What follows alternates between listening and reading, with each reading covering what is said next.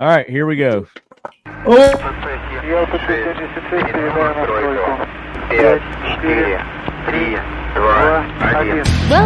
Season 6 of the Talking Lead AK Corner, presented by Pioneer Arms Corp USA.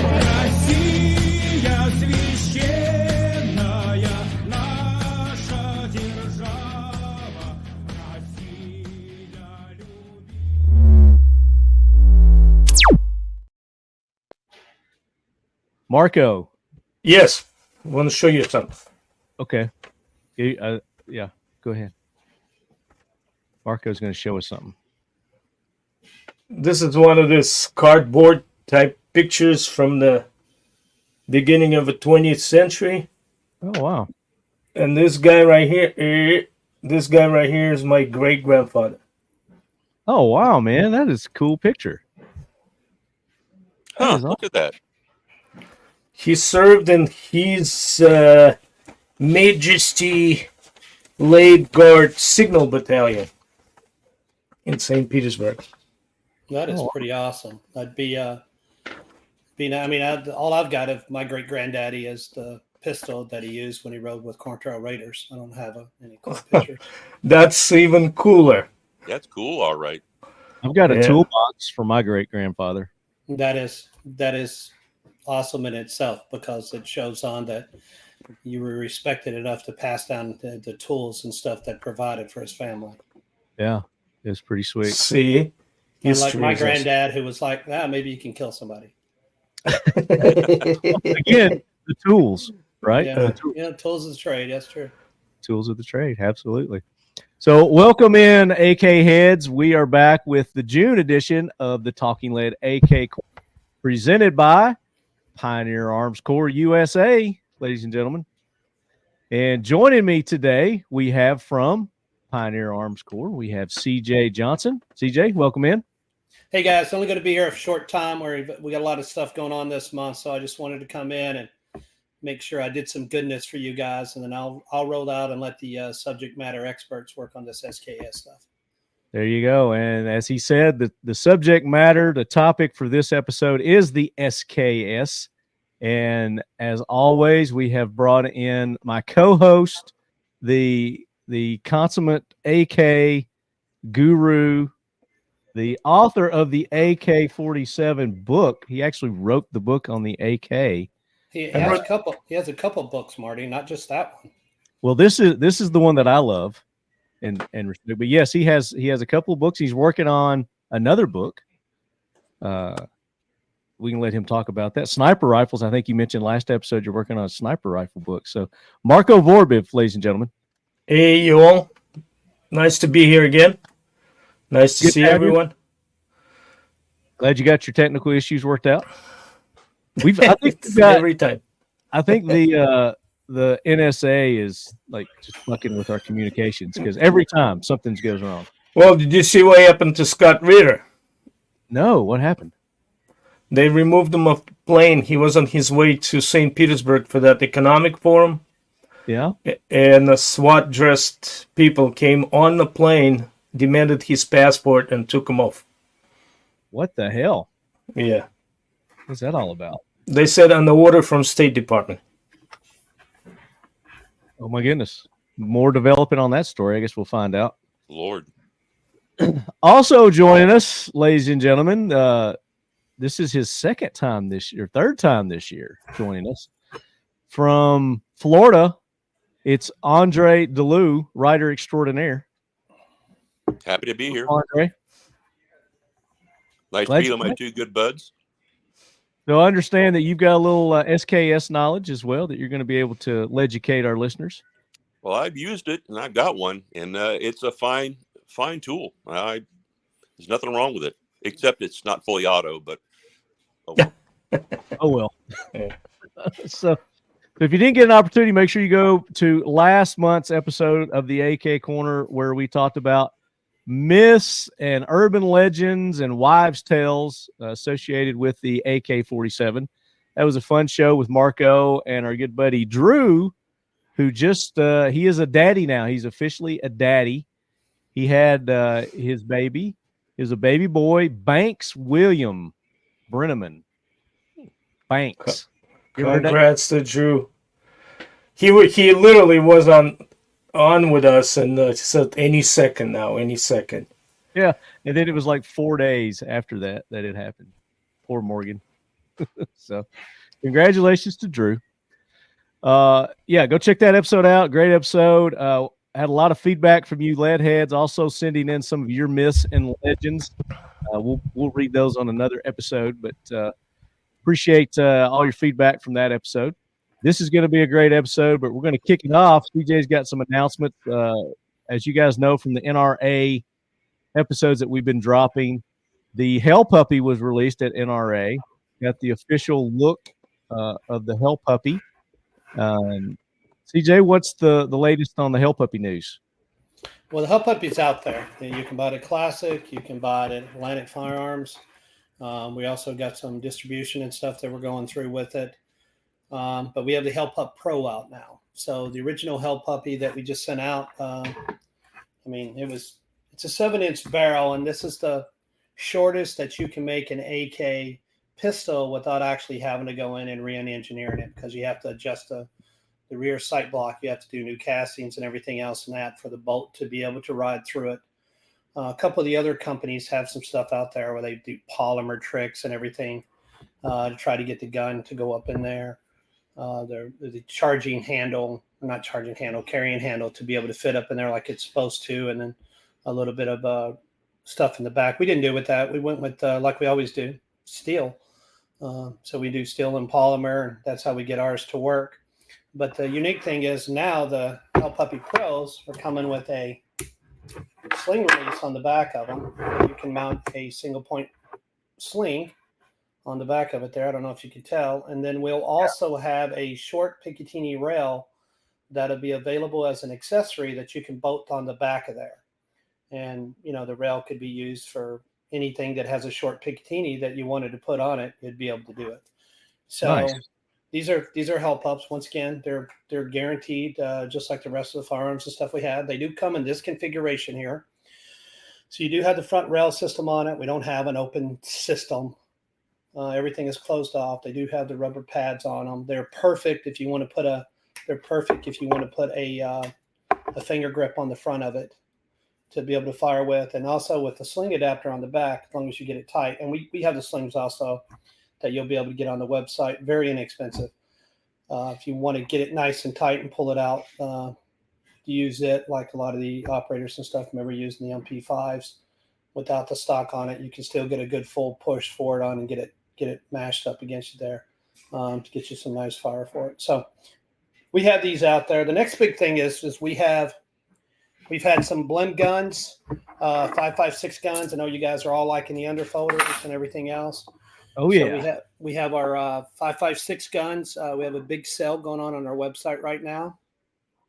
So we have them set on there, and of course they're blends and it's cosmetic spots that we had to fix that we don't want to sell out to the dealer, because a lot of guys, once they go through distribution, they get your gun from the dealer and they pick it up and there's a scratch or something on it, and they think it's used, or so that they want to make sure that they've not had a gun that's been handled. So we have some that, factory imperfect guns that we get in with a blem, and we repair them so that they're not noticeable or barely noticeable. And we sell them on our website for a huge discount. We also have an emailer out there with a couple other code words on it. You know what, to Marty, what we're going to do for this Talking Lead edition, when it comes out, we're going to do a Talking Lead $20 off. So whenever you guys are seeing this, you're going to be able to go to the website and you're going to be able to take $20 off any gun that we have on there with the code of AK Corner. Sweet. So we're going to do that next week off with it. And an additional $20 already off these ridiculously low prices right here. No, they're $50 to $60 off already. Yes, they are. And some more. Yeah, and we have and that's just not all the 5.56 guns. We're gonna do $20 off of some of the guns that we have on there that are clearance, that are almost at cost. And that's for lead heads today at AK Corner, and we're gonna do that whenever this is coming out. Marty's Marty's going to give me the day that it's getting ready to come out, and we'll have the coupon and everything else ready on the site. 15th. Okay, so we'll have that set up. We'll have that set up on the site just for the guns and stuff going out there on it. And remember, guys, we're no longer making PPSs or PM63. So what out there is all that's out there. And I believe you got our PM63s there. I believe our price is down to around 400 something right now. On the PM63s aren't on here. I'm at the PPS 43. PPS 40. Yeah, you got them at $600 right now. That's a smoking deal. Yeah, we got some blim models and stuff that we've had back that had a few rust spots on them here and there that we cleaned up, and we're putting them out there. They're going to be around $400 on that one. What were you going to say, Marco? I was going to call you today for a 4 PM63s. I got an order. Okay, I'll get them out to you. I'll give you a nice discount on them. There you go. There's 4 less now in inventory, guys. So they're selling quick, and I'm going to get them too. So we're about out of PM63s, and we're not making them anymore. We don't have the PPS. We don't have, we're about out of the PM63s too. Oh, okay. Yeah, because we're the ones that you find now in distribution or wherever gun shop, snag them up because we have very few left and we're not making them anymore.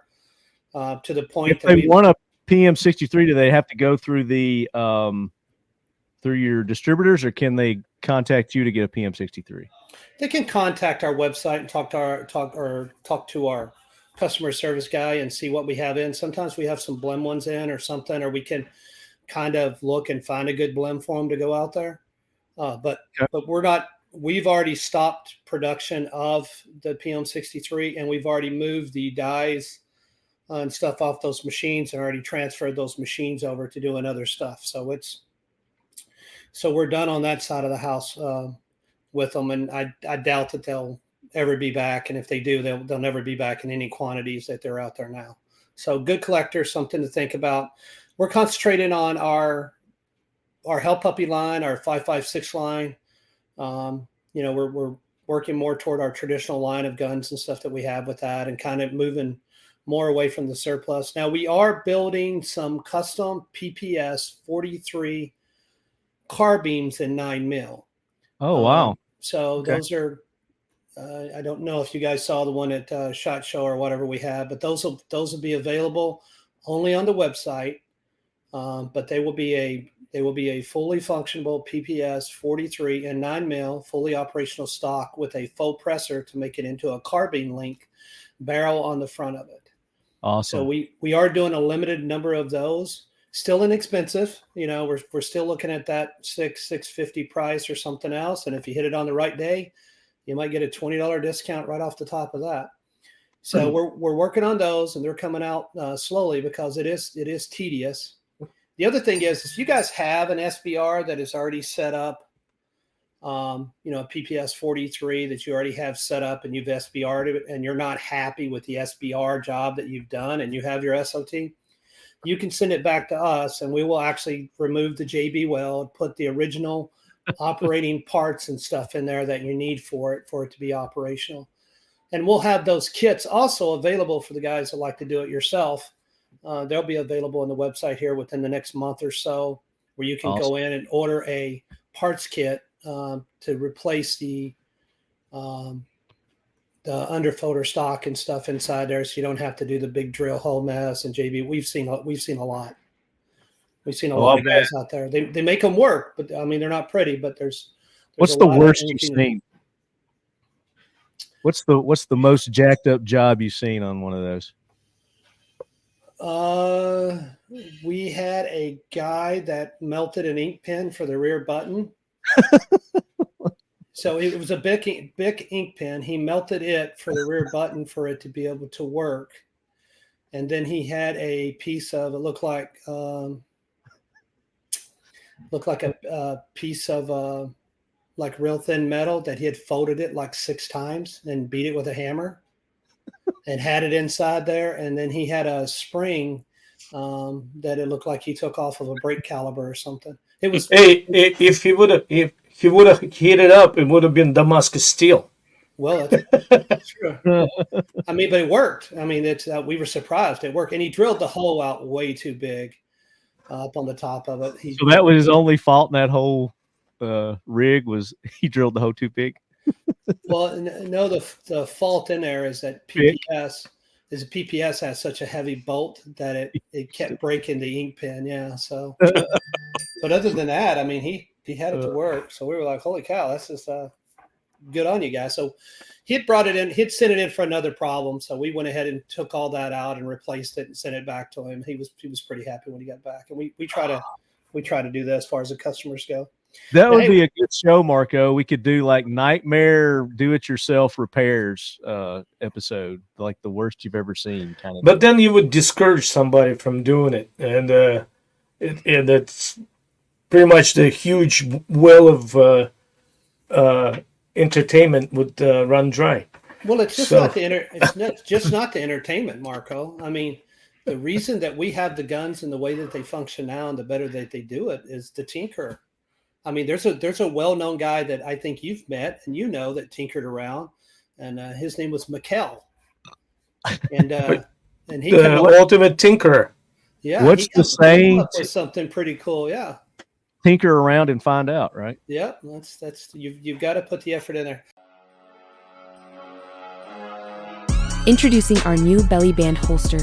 Whether you're hitting the gym or running a quick errand, our belly band is one of the most comfortable and safest ways to carry your firearm. The center section allows you to carry most common pistols. Left or right-handed, this has you covered.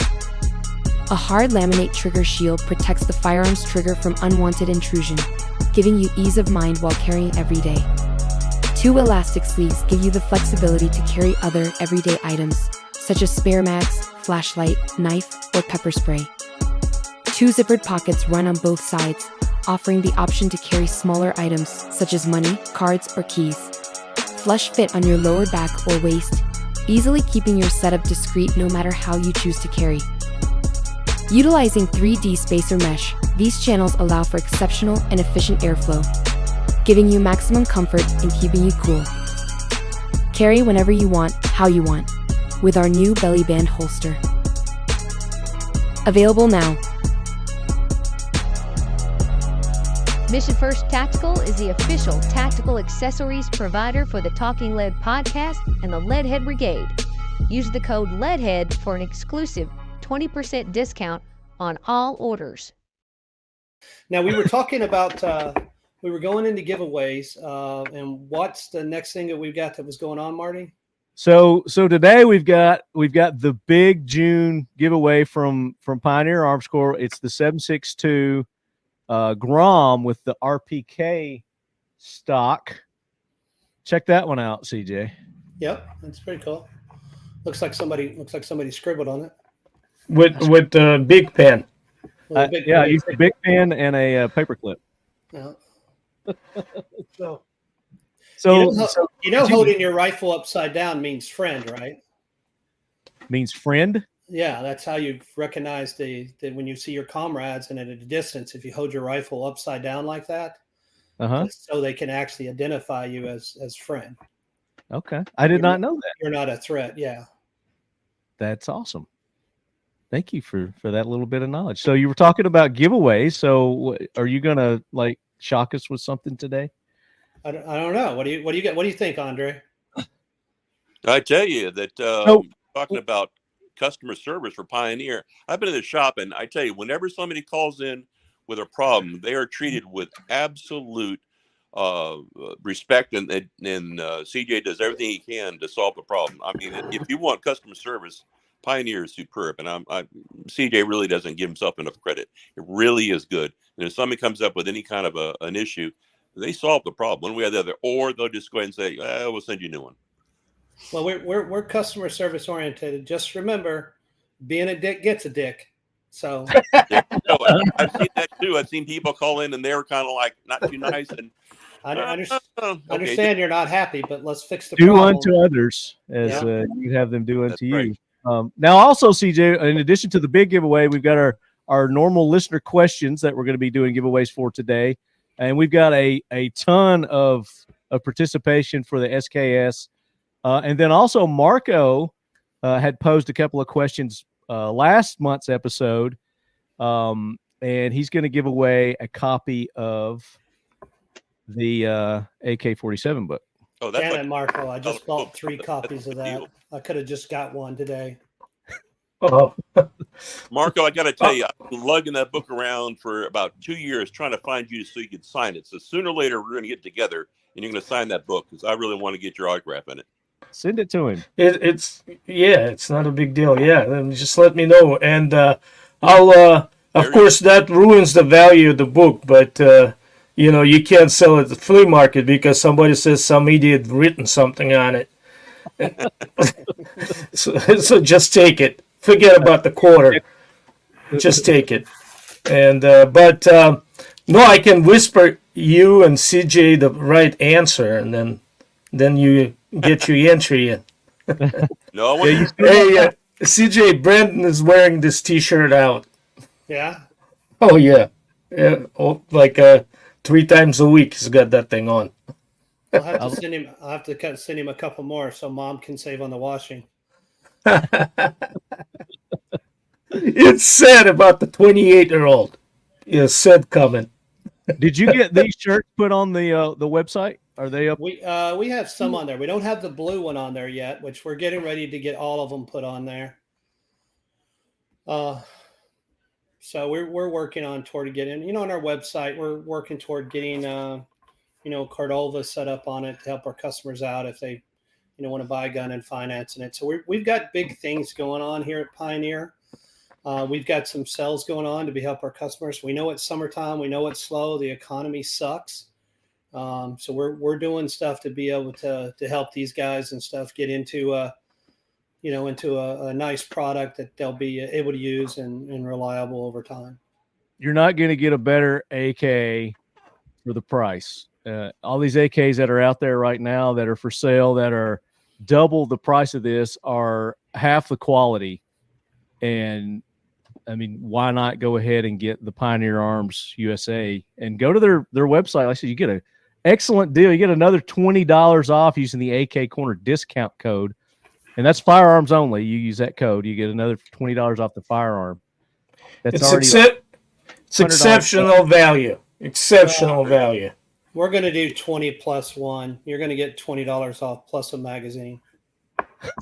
And it just keeps adding up. So use that code, AK Corner, $20 and a magazine. So we're gonna do that to make sure we take care of the customers and stuff, because that's really what all this is about. I mean, you've seen the plethora of guns that I have and stuff, and there are some really good old AKs that are out there that just continue to pound and continue to run, and I'm not going to take anything away from them.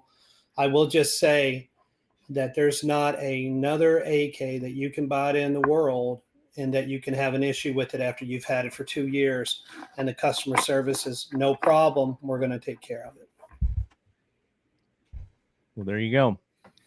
So, CJ, we're talking about the giveaway for today. Okay. For the listener question giveaway, did you want to do something special for that? I don't know. Let me pull the one we're going to give away today so you can see. Yeah, let's take a look at it. If you've got that handy, that would be awesome. And this is what month is this? 6? This is the fifth gun we've given away on the show to listeners. This will be the 5th. It was supposed to be like we were going to give 4 away the entire season, and we've already given away 5. Look at that beauty right there. And we're going to include a top rail for it. So if you want to run a red dot on top, you can do that if you don't want to use the side rail. And I'm also going to include one of our elusive wood grips that we don't have a lot of anymore. Oh, wow. Those are beautiful. So you're going to get this. The RPK stock, I love the way that this thing fires. It's a nice, comfortable, relaxing gun. So I really like the way it fires. No, that's a beautiful gun, and that is going to be a one of a kind for who wins that today. It's going to have some special engravings put on it for you. So in addition to that RPK stock, that's going to be a one of a kind. You will be the only person to get a lead head AK Corner Grom in 762. in 762. Yep, it's all going to be nice and engraved for you. And we're going to announce the winner for those who participated. You have to participate. Got to be some participation here. Got to be some participation. And again, we don't contact winners. So if you don't listen and you're a winner and you don't claim your prize within a certain amount of time, guess what? It goes to somebody else. Somebody else. Going to go to Andre. It goes to Andre. I love Pioneer AKs. I mean, that Hell Puppy to me, I still want one of those. That's just beautiful. Hey, interesting true story. I don't know if this guy's a listener or not, but I've got our 6-wheeler up for sale that we had at NRA. Oh, you do? Okay. Yeah, so we put it up to sell. We're going to sell it. And some guy hit me up and said, "Hey, man, I did it on Marketplace, local guy." And he goes, "Hey, I know this is nowhere the value of it or anything else." And he says, "But, the one thing that I really got that I could trade or something else," he says, "I have an AK." And he said, "It's the best AK I've ever had." And he said, I really love the gun, but he says, the 6-wheeler would be so much versatile to me. And he said, "I know there's a huge difference in price, but you've got to remember that this gun is guaranteed for life." And I was like, "Oh, really?" And he was like, "Yeah, it's the Pioneer 5.56." And I said, well, I actually run the company, but thanks. You do have a good gun. That's hilarious. If you're the listener that did that, email. Obviously, he's not, because he would know that you were a sponsor. Because that's one of the questions for the trivia for the big giveaway, CJ. The questions to participate in this big giveaway were: there was a hat that you wore, a professional football team hat that you wore in one of our episodes. We asked for the team that was on your hat. Okay, that was one of them. Another part of that was what you just talked about, because we had mentioned it a couple of episodes prior to NRA, is that you were going to have a special vehicle there with a certain firearm mounted on it. That was part 2 of the question. And then part 3 of the question was when Marco and I came down to Florida, we did that episode, and Michael had joined us, and there was something on his microphone. And they had to tell us what specifically was on his microphone. So that was the question. So they go to 2 or 3 different past episodes to get these answers. Okay, well, and that's the big giveaway for what? That's for the 762 Grom. Oh, okay. Yeah. So everybody who participated in that and got the right answers, they're going to be entered into the drawing. So we're going to do a random number generator to pick the winner for those. So what are we going to do for July? Well, again, it was supposed to have been every 4 months. So if you want to do another big giveaway for July, we can do that. But I haven't come up with what they have to do for the July giveaway. Okay. I didn't prepare for that. Sorry. Oh. But we could come up with something. We could come up with something, I'm sure.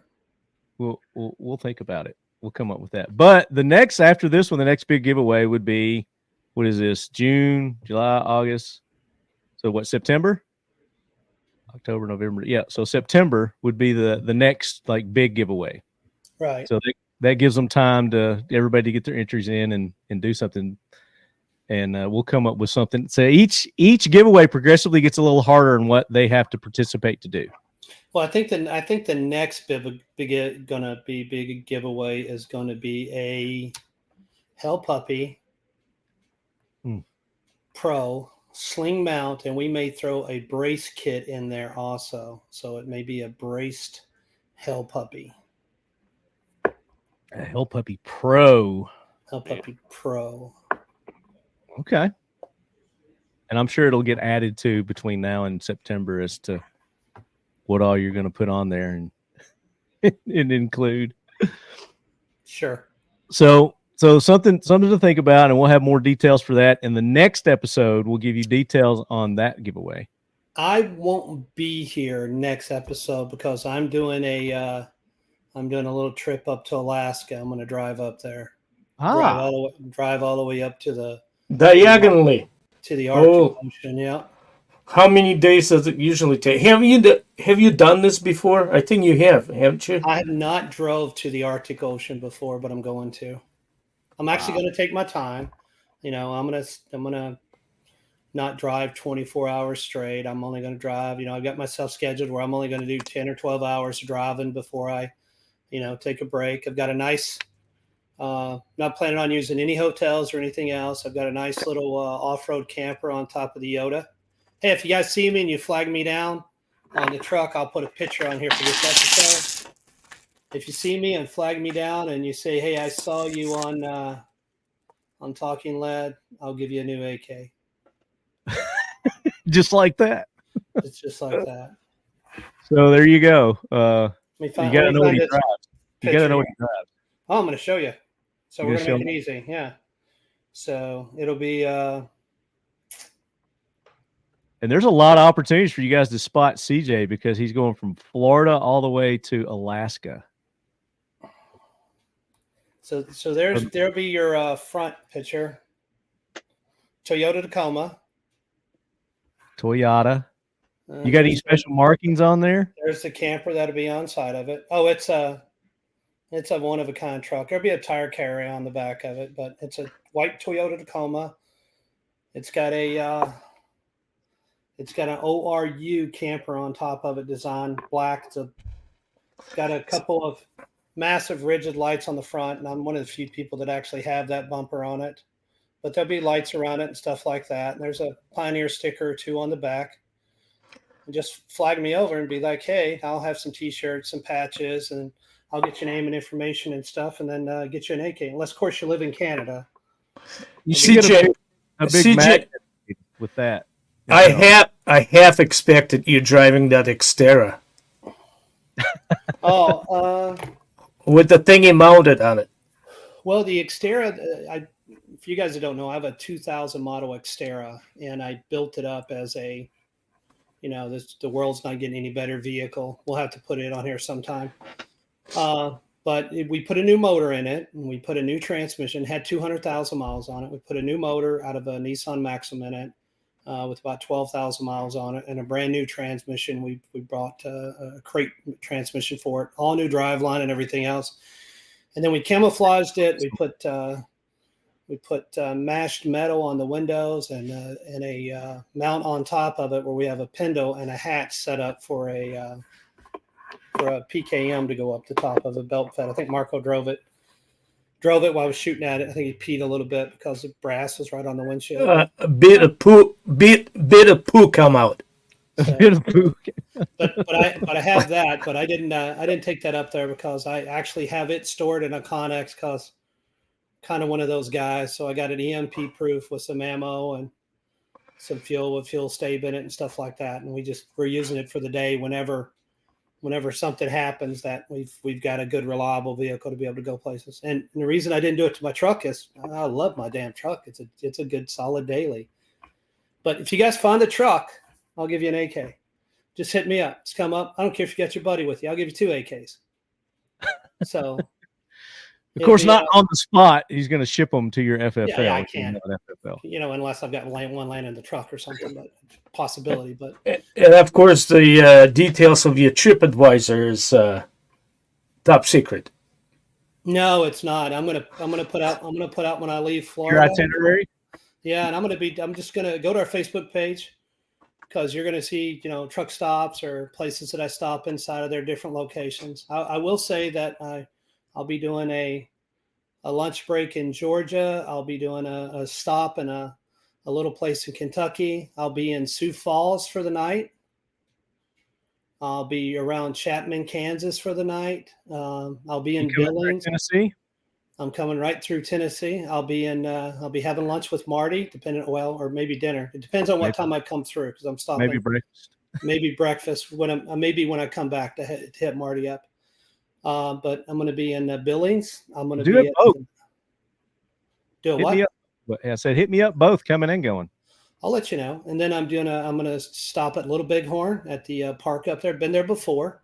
Oh, how nice! But this would be a good question for the future answers. I was a I was a platoon sergeant in the actual, not the actual company, but the actual company troop name of Charlie Troop, which was the soldiers that were at Little Bighorn. I actually served in that unit for many years, and I had my spurs, my Stetson, and a lot of respect for the 7th Cavalry. And I actually stopped by there. I've been there a couple of times, and I always, if I'm within an hour or 2 hours, I stop and pay my respect to not General Custer, because they moved his old ass, but the troopers and horses are still there, and I pay my respects to them and and the Indians that they fought. And by the way, still on a reservation, we still ain't won it. So good on you guys out there for that in the Crow Nation. Yeah. So, but yeah, going to go through that and going up through Billings, and then I'll be coming back down. And I'll be doing a different route, but I'll be doing some posting to go up on. So you watch your Facebook. I'll have patches, hats, T-shirts, and just flag me over. If I'm going down the interstate and you see me, just pull up next to me, give me a thumbs up, and point over the side. Hey, you know what you should do? You should take that that hell puppy with you, the one for the next big giveaway. One word, Canada. Yeah. That is a big word. Yeah, you're going through Canada. Yeah, I guess you can take that through Canada, can you? Yeah, it's difficult to drive to Alaska unless you take the ferry without going through Canada. Yeah. So smuggle it in, and then that makes it even more valuable when you give it away.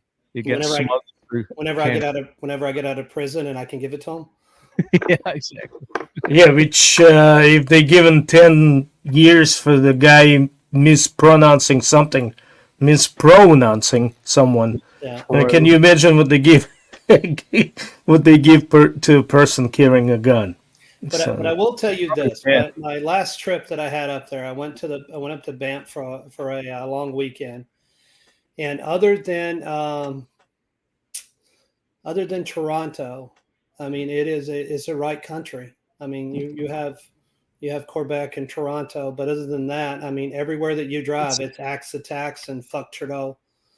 I mean, those guys are up there. And another little interesting fact about everybody talks about how great healthcare is and all this other stuff. Do you know that buying the most expensive part of building a house in Canada is not the land or the materials? 60% of the cost of building a house in Canada is off of permits to the state to go to the health fund. Taxes. Did you know that? So a 400 or for math purposes, $100,000 house you can build for $40,000, but it costs you $60,000 in permit fees, not impact fees, city fees, territorial fees, highway fees. Got to pay for it somewhere, right? Right, and I mean that's one of the things that they're doing, and it's just everybody is up there, axe the tax and Trudeau and everything else, and if you guys have never been to Banff, Banff is the Northern Rockies on the other side of the Glacier National Park. Absolutely beautiful. It's a wonderful city to go see. The country is beautiful out there. It's rolling plains, just like we have until you get over to the Rockies, and it's something as an American. And it's beautiful, beautiful landscape and scenery, but it's unfortunate it's in Canada. Well, you're right, but once you get into Calgary, once you get out of all of this east stuff over here north of Buffalo, let's say, once you get past north of Buffalo and you start going west, it's a totally different world. Sparsely populated. It is absolutely beautiful, and you should go. And if you haven't been to the national parks, guys, come on. Go to the national parks. There's nothing like grabbing a coffee and watching two black bears fight in the parking lot over a donut, outside of Glacier. It's just beautiful to go. And you're letting all these liberals from California and everything else take over our great national parks. They're turning them into yuppie havens. You guys need to go out there, wear your Pioneer shirts, wear your Talking Lead shirts, and go out there. Absolutely. And Marty, you remember the Wolf Jeep that I used to have when I worked with Wolf Ammo, and I had Wolf Ammo. Oh yeah, the Jeep. It was awesome. Yeah, I took that out there and was in Sequoia National Park, and some guy asked me what the wolf was on the Jeep, and I told him it was special ammo for wolves because the wolves had got so bad in California that we had to put them down, and that's what I was doing out there. And of course, which as much as they know about guns, they were all in. No offense to any people in California that are watching the show, but you know your neighbors. Your neighbors. Well, there you go. Well, let's do this, CJ. We're going to get into SKS. We're going to talk about SKSs, and when we normally wait till the end of the show. Do you want to go ahead and give away the Grom? You want to go ahead and do that now? Sure. All right, let's do that. Let's do that now. So I'm going to go to our emails here. We'll bring out everybody who participated. So I went over the questions that got you eligible for this. So this is the June giveaway. And of the entries that we received, 1, 2, 3, 4, 5, 6, 7, 8 of you are eligible. So 8 of you got the correct answers. So again, the questions were, CJ's wearing a hat in one of the episodes. A couple episodes, I think you wore this hat. And what was the sports team was the question. CJ, what team did you have on your hat? The Tampa Bay Buccaneers. There you go, Tampa Bay Buccaneers. The second part in the same episode, no, that's not, well, I guess it was one of those episodes. We did an episode on camo, and our guest was Hank, and Hank had a book. This was like a 4-parter. I forgot about this one. Hank had a book, and it was about a certain camo pattern. I asked for what the pattern was and who the author of the book was. The pattern was the tiger stripe, and the book was Tiger Patterns, A Guide to the Vietnam War's Tiger Stripe, Combat Fatigue Patterns in Uniforms. And the author was Sergeant Richard Dennis Johnson. So that was the answer to the part 2. Part 3 was the Michael question. In the episode that we were on location, he had something on his microphone. What was it? And specifically, what was it? And it was a patch of the Grom Special Forces. So that was the part 3. And then part 4, at this year's NRA, Pioneer Arms was bringing a special vehicle to the booth. Name the vehicle and what will be mounted on that vehicle. The vehicle was a light airborne assault amphibious vehicle, and he had actually 2, but the one that he mentioned that he was going to have mounted was the PKMT machine gun. He also had double PPS 43s mounted on it, which was a surprise. That was pretty cool. So those were the answers. And of those, you go back here, 1, 2, 3, 4, 5, 6, 7, 8 of you got those correct. And Alan S., Nathan S., Austin W., Evan F., Michael P., Alec R., Kemosabi O., and Jerry B. are eligible for the giveaway. So we're going to do a random number generator, and in the order that I read your names there, that's your numbers. So I'll pull up a random number generator here.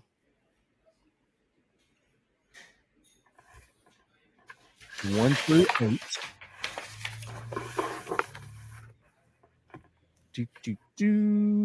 8. And we're going to generate. So here we go. This is on calculator.net. 1 through 8. Number 8. So number 8 is, where's my emails? Jerry B. And Jerry B had all the answers. 1, 2, 3, 4. Just double check.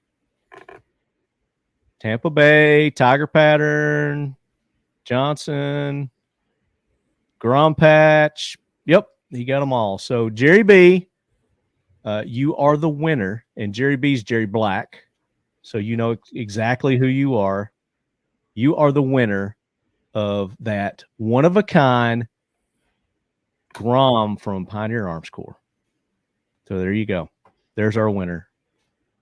Congratulations to Jerry, guys. Yay, Jerry. You'll enjoy it. Beautiful, beautiful. We had about 30, 35 total entries, but not everyone got all of the answers correct. So that's how we narrowed it down to the 8. If you get all the correct answers, then you get in the pool for when we do a giveaway like that. So congratulations to Jerry. Email me, talkinglead@gmail.com, Jerry, and we'll need your FFL. And yeah, that's what we'll need. So there you go. There's the giveaway. What do you see, a squirrel, CJ? I'm looking for a certain gun to see if I had it on the wall here that I could pull it down and just say, maybe I'll just give this away in July. So, okay.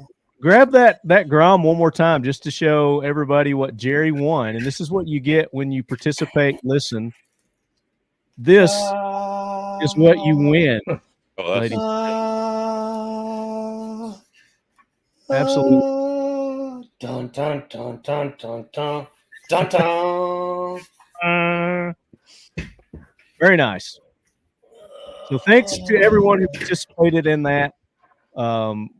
Again, it looks like July we're going to have another firearm giveaway. We don't know what it will be yet. I know what it is. You know what it is? Absolutely. And we'll tell you as soon as CJ tells us. Marco, you want to do your giveaway now? Or you want to do it after the SKS? Yeah, Marco. Did you get the answers? Let's see how cool your giveaway is, Marco. So let's wait until CJ leaves, so I'm not embarrassed.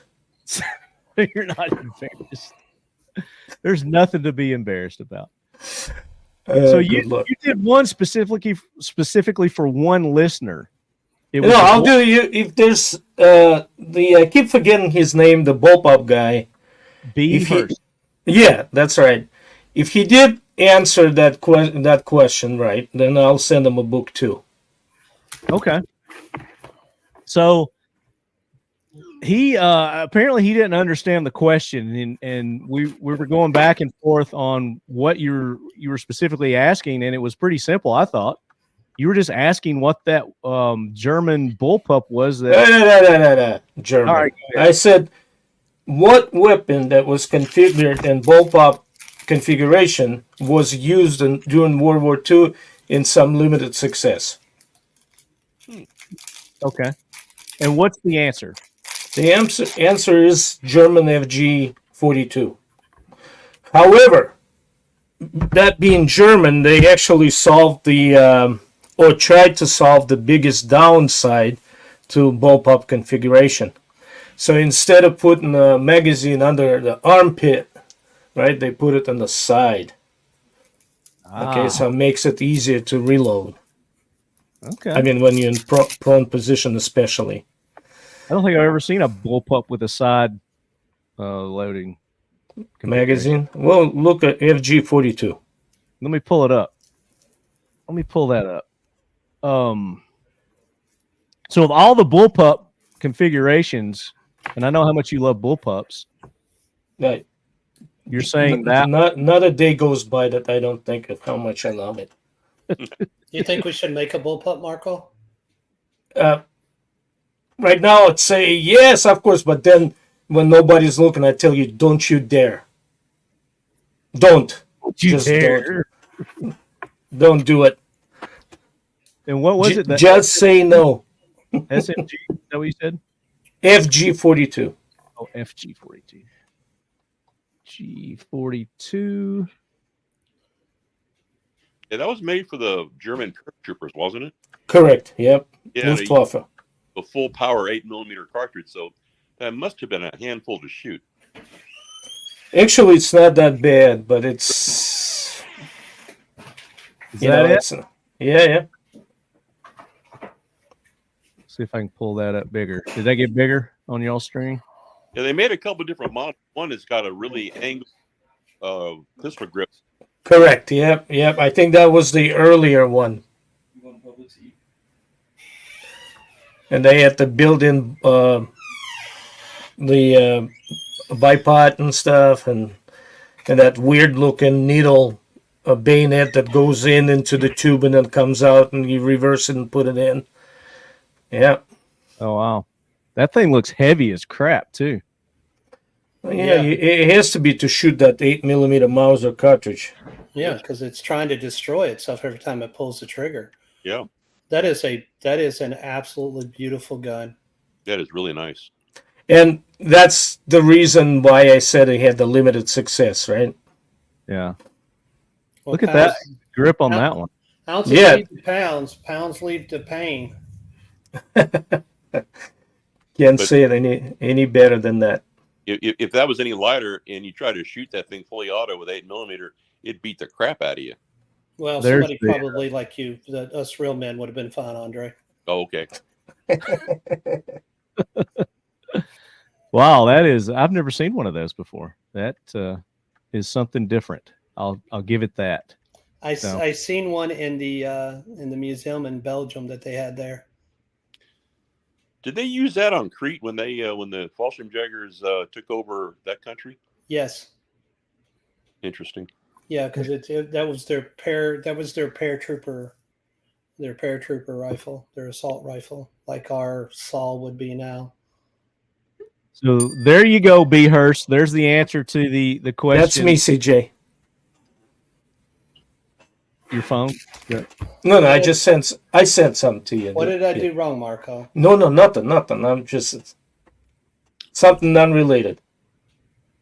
All right, next trivia question that Marco had was, Marco, you remember your other one? And this was for the autographed copy. Remind me the subject matter. I am going to do that right now. It was the AKML. What does the what does the L stand for? Yep. So because traditionally, when the Russians would install the side rail on the gun, it would have a designation N, like let's say RPK N or AKS-74N, standing for night vision.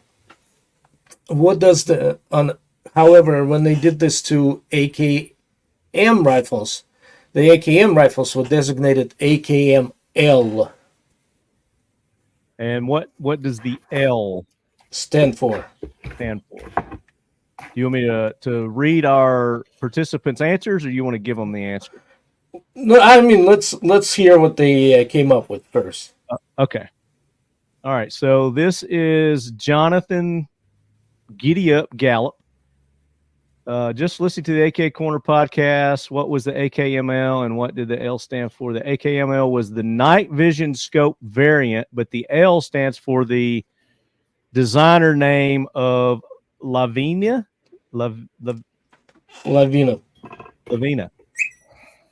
So that's Giddy Up's FPS Murdoch says, damn, that was a hard question he asked, but here's all I could find. Rifle using MPS3 sight and mounting the special long style birdcage flash hider attachment. So that's his guess. Yeah, but what does the L stand for? Okay, he didn't. But he described exactly how it Wikipedia says. Right, but he didn't say what the L. Tristan Hayden says, I hope you're doing well. I'm the lucky winner from the last. Oh, wait, this is something else. Did you get in touch with that guy, CJ? Just Tristan, hey, he won the last month's PM63. Yeah, we already shipped it. Okay, good deal. So Tristan, be looking for that. It's in the mail. Should have already received it. Pierce Taylor. We'll talk about it later. AKML has the Warsaw Pact rail, which is heavier than the rail found on the AKMN. So he didn't say what the L stands for.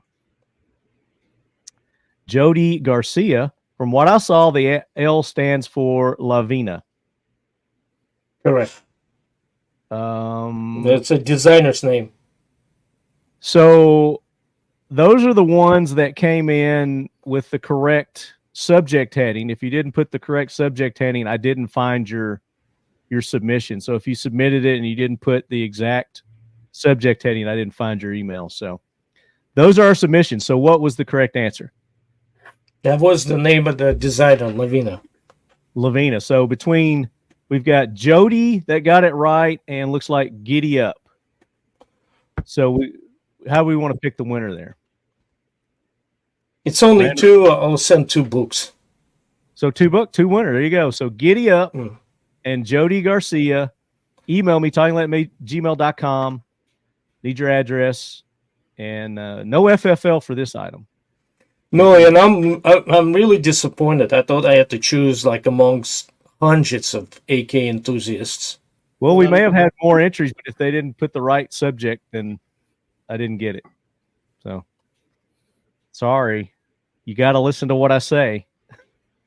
I get so many emails, and I look for a specific subject in the emails. So Whiskey River Beef, farm to table with a twist. Come along with us on a quest towards achieving self-sufficiency in food production and fostering a robust local food source to promote good health. Stock up with premium Tennessee beef, unparalleled in flavor and tenderness. You can be confident that you're receiving beef with no added growth hormones or implants. Always pasture-raised, locally USDA processed, and shipped straight to your home. Whiskey River Beef is grass and whiskey mash fed and finished, and is at least 14 days dry aged to enhance the tenderness and give you the most robust flavor imaginable. Go to whiskeyriverbeef.com today to order. Visit us on Instagram at Whiskey River Life and on Facebook at Whiskey River Beef LLC.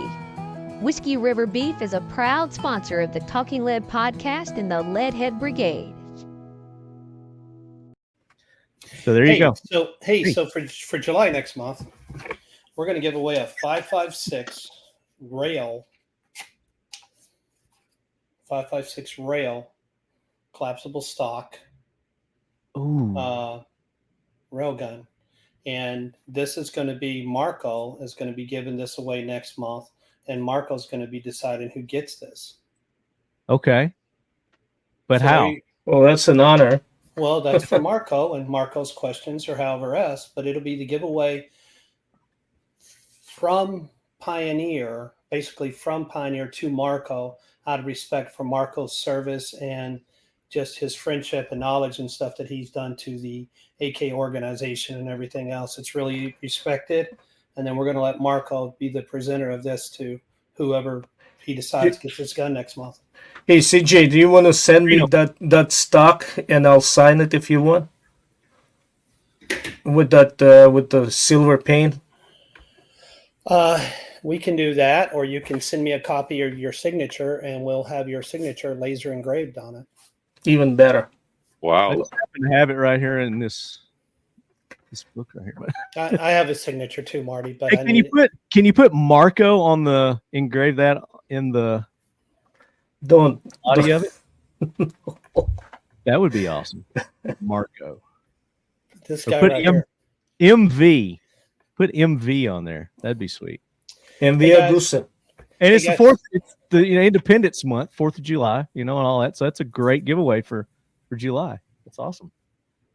So, guys, I'm going to bounce off here. I will say that I got to shoot a lot of SKSs, and as you guys know, anything about me, I was in the Balkans during the war over there on a peacekeeping mission, and we got to find a lot of really cool guns with a little plus on it. Marco knows what I'm talking about, the little Servia scratches and stuff on side of it. And I actually have one I was trying to dig up today. I actually think it's laying in a Connex at the range, which is a shame. But I actually have a old SKS that has got a lot of the markings and stuff on it that were used during the Balkans. Can you send me a picture? Great. Well, I will give you the gun if I could find it. Probably give it to Marco. I just don't know where it's at. You know how disorganized I am at the range. Hey, great show, guys. I appreciate you being here. We got more. Absolutely. So more stuff going away. Watch us on the Facebook page as far as where I'm going, and I'll throw some stuff out there. And if seriously, I'm going to give away some guns. I got some nice swag and stuff I'm going to give away on my trip up through there. So we'll be able to. For this episode, for our listener questions, this episode, you want to do a shirt, hat, and patch for the listener participation? Let's do that. Let's do shirt, hat, patch. Shirt, hat, patch, PPS 43. PPS 43. You don't have to do that. It's just, this is plenty. The listeners love you. They appreciate you. You know, the great thing about me, Marty, is I'm a point in my life where I don't have to do anything. You just don't give up. I'm so old, I don't have to pay taxes anymore. What are they going to do? As a matter of fact, I'm totally disabled. I don't have to pay taxes. The only thing I got to do is die, and ain't nobody getting out of this alive anyway. So. Oh my gosh, that is awesome, CJ. Thank you, guys. There you go. Marco's going to do the giveaway of the PPS. So whatever questions comes up, we'll do a pig patch, aka Marco in Afghanistan. I was about that red because I burned from that stupid sun. And then that's for sure. We'll give a Andre underdog because everybody underestimates him patch, and we'll give a hat, and we'll give one of our fancy T-shirts out. I'll need what your size are, guys. We kind of catered to bigger size shirts this time because some AK guys are big. I got all the small ones, so there you go. So just do that. Marty's going to shoot me a list of who it is. We're going to get you out a PPS 43, and who knows, we might turn that PPS 43 into a carbine. Nice. There you go. CJ, thank you so much, guys. Make sure you go check out the website. CJ, your generosity is legendary. I mean, I don't think I have anybody that generous in my life. So. Me either. Well, we're going to have to fix that. So make sure you go to Instagram, you PM them, let them know how much you appreciate them being sponsors of this year's AK Corner. Go to their website, sign up for the mailing list once they get that. Facebook, follow him on Facebook for his travel from Florida to Alaska. And we'll give you updates on that, too, on the show. Would not be cool if, CJ, you travel and then it just so happens we have the podcast and then you dial in from wherever you are in the world? Yeah, we could probably make that happen. I'm getting a for you guys that are on the fence on the Starlink satellite system. I'm going to get that, put it on the vehicle on Roamer, and we're going to see how it goes because I'm going to some pretty remote areas where there's no services or satellites or anything, and I'm going to see how that bad boy works. Cool. Sounds good.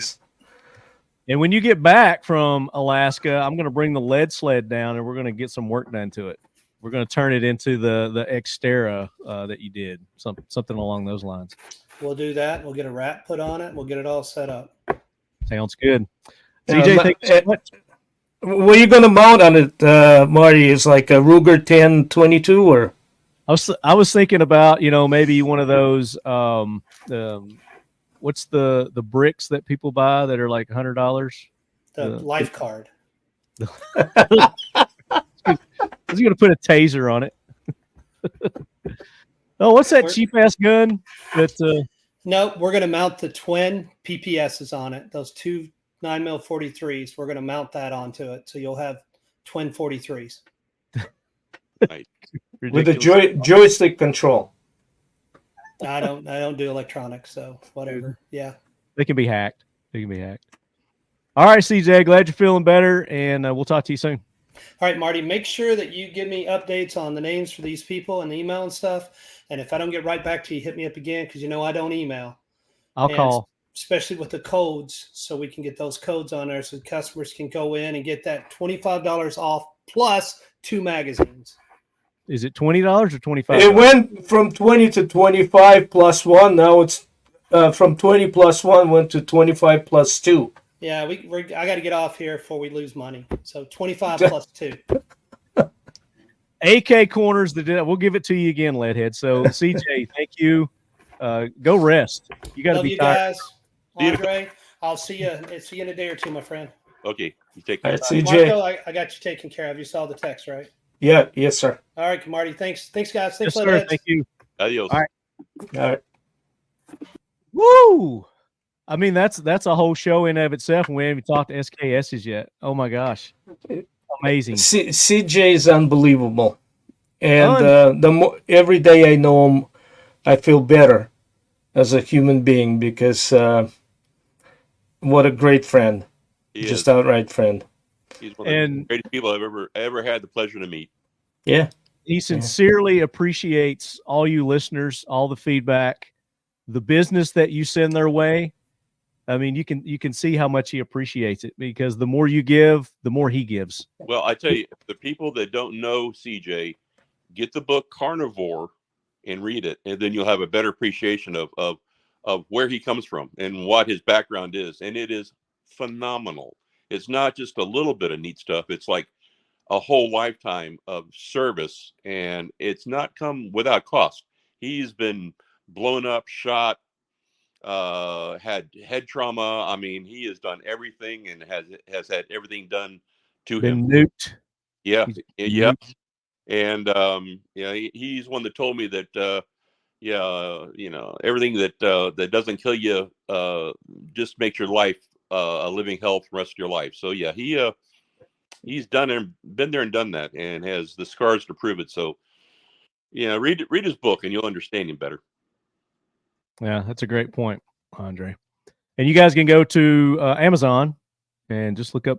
Is it just Carnivore? There's just Carnivore. Yeah, Carnivore. Dillard Johnson, I think is how they have it on the Amazon. So there you go. Yeah. Oh, there it is. Hold on. Hold it up. I'm going to zoom in on you. Yeah. Very nice. That's what it looks like right there. Yep. Hang on a second, just not to be outdone. Go ahead. And that is a great read. Jim Tardy did a good job writing the book, so I give him a plug too. Yeah, Jim Tarr. Yeah. It's hard to mention. It's hard to imagine what he looked like, being younger. Oh my God! It was like some MMA fighter right there, didn't he? Wow. Yeah. One of the deadliest American soldiers in history.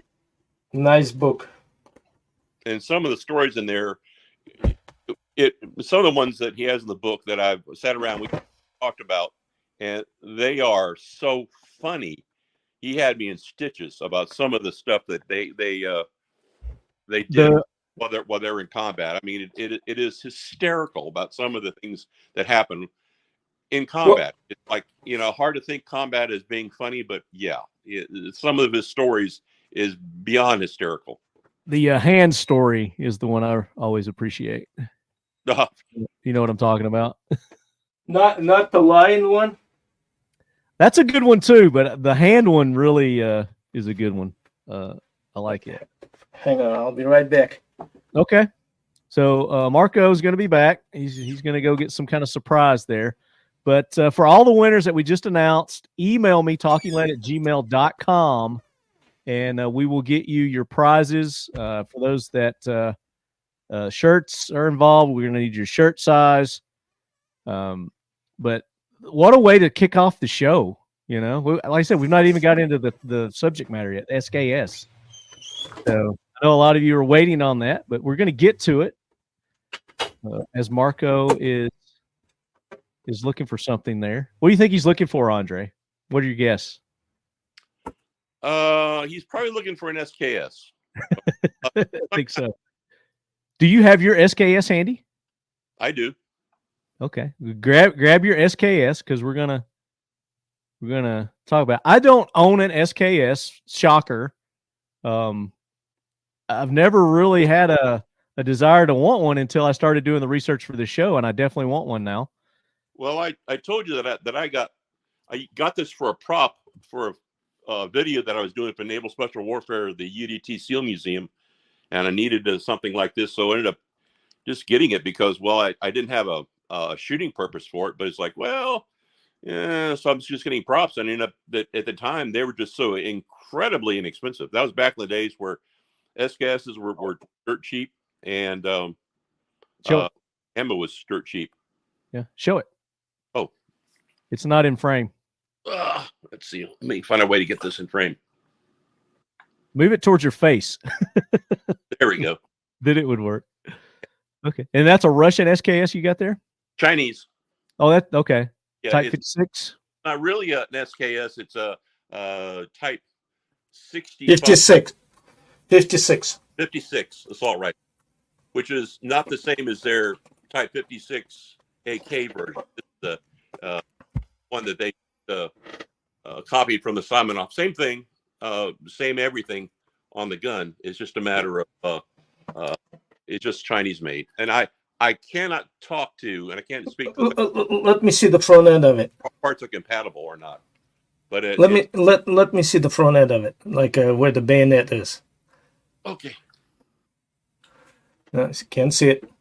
Is it the spike or the flip? It's the spike. Okay. Move it towards your face. There you go. And also, okay, see that disassembly lever on the back of the receiver? Yes. Let me see that part if you don't mind. Mm-hmm. Yeah, you got the earlier version of it, of the Chinese Type 56. Yeah, that I believe, because I got this many years ago, and I think I paid like $200 for it at the time.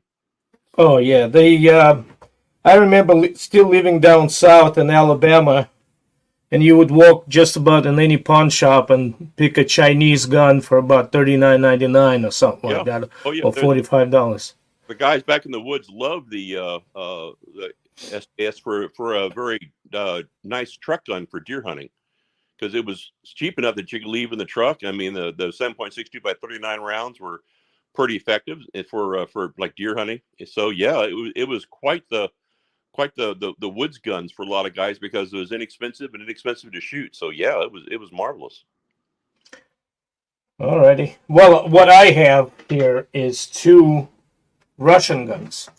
Oh, okay. Oh boy. And one of them, this one right here, is like new, but it's been refurbished. Okay. Which tells us the painted or re-arsenaled, rather, not refurbished, painted boat carrier. We'll give that away, but it's a 1953 Tula. Nice. Yeah. With the matching stock. Serial numbered, yeah. So this right here, I just want to point out one detail. See this gas tube lever right here? Yeah. It's a lot like AK, with the little lip, if you would say, so you can get your finger under it. Yeah. You see that? Yeah. And here is one of my favorite guns in my possession. Is the second iteration, second version of SKS, which is, and if you see here, this latch right here, this right here is more like, they call it a snowman. But you can see where, see, there's no more lip to do it with your finger, but you do it with the tip of the cartridge, or with the tool from the cleaning kit. Oh, why do you think they switched to that? I have no idea, quite honestly. So I was kind of hoping that you would not ask me that question today. But the beauty of this gun is this thing's been used. Not necessarily in combat, but probably with the guard duty. So all the edges on it are shiny. Got the beauty marks. Yeah. And let's see. That's beautiful wood on that too. Nice. That really is. That's not laminated, is it? That's just no. This one is not laminated. This is the actual solid wood. And so what year is that, Marco? It's probably 1955. Approximately, 1955. Yeah, because it's sanitized. It's the second version, right? So anyway, we'll talk about it once we get into the history of the gun. Let's get into it. We've kind of shown what we're going to be talking about today. We've shown a Russian and we've shown a Chinese, which the Chinese, I guess, are probably the more prevalent that you would find over here in America because they produced them longer, more of them, I guess, than the Russians. And well, I don't know. I don't know about that because you could, going back into the early '90s and stuff. I mean, they were bringing the Russian guns, and I'm not sure it's from Ukraine. I would assume, like in droves. So you could get a Russian SKS. In fact, I bought my Tula 1955 like new SKS from a pawn shop in Montgomery for $200 back then. how long ago was that? That was like in 1994, 1995. Okay. And they've considerably gone up in price Oh, absolutely. since then. Absolutely. What are they nowadays? About 600? The Chinese ones are going upwards of 600, but the Russian ones are touching 1,000 or Yep. better Yeah. if you're lucky enough to find it. And there are other versions, other countries made them, but I think we're going to concentrate mainly on those two this episode because we could spend, hours and hours talking about all the different variations and whatnot. So let's do that, Mark. You want to get into the history? Sure, Andre, unless you want to start, if you want to.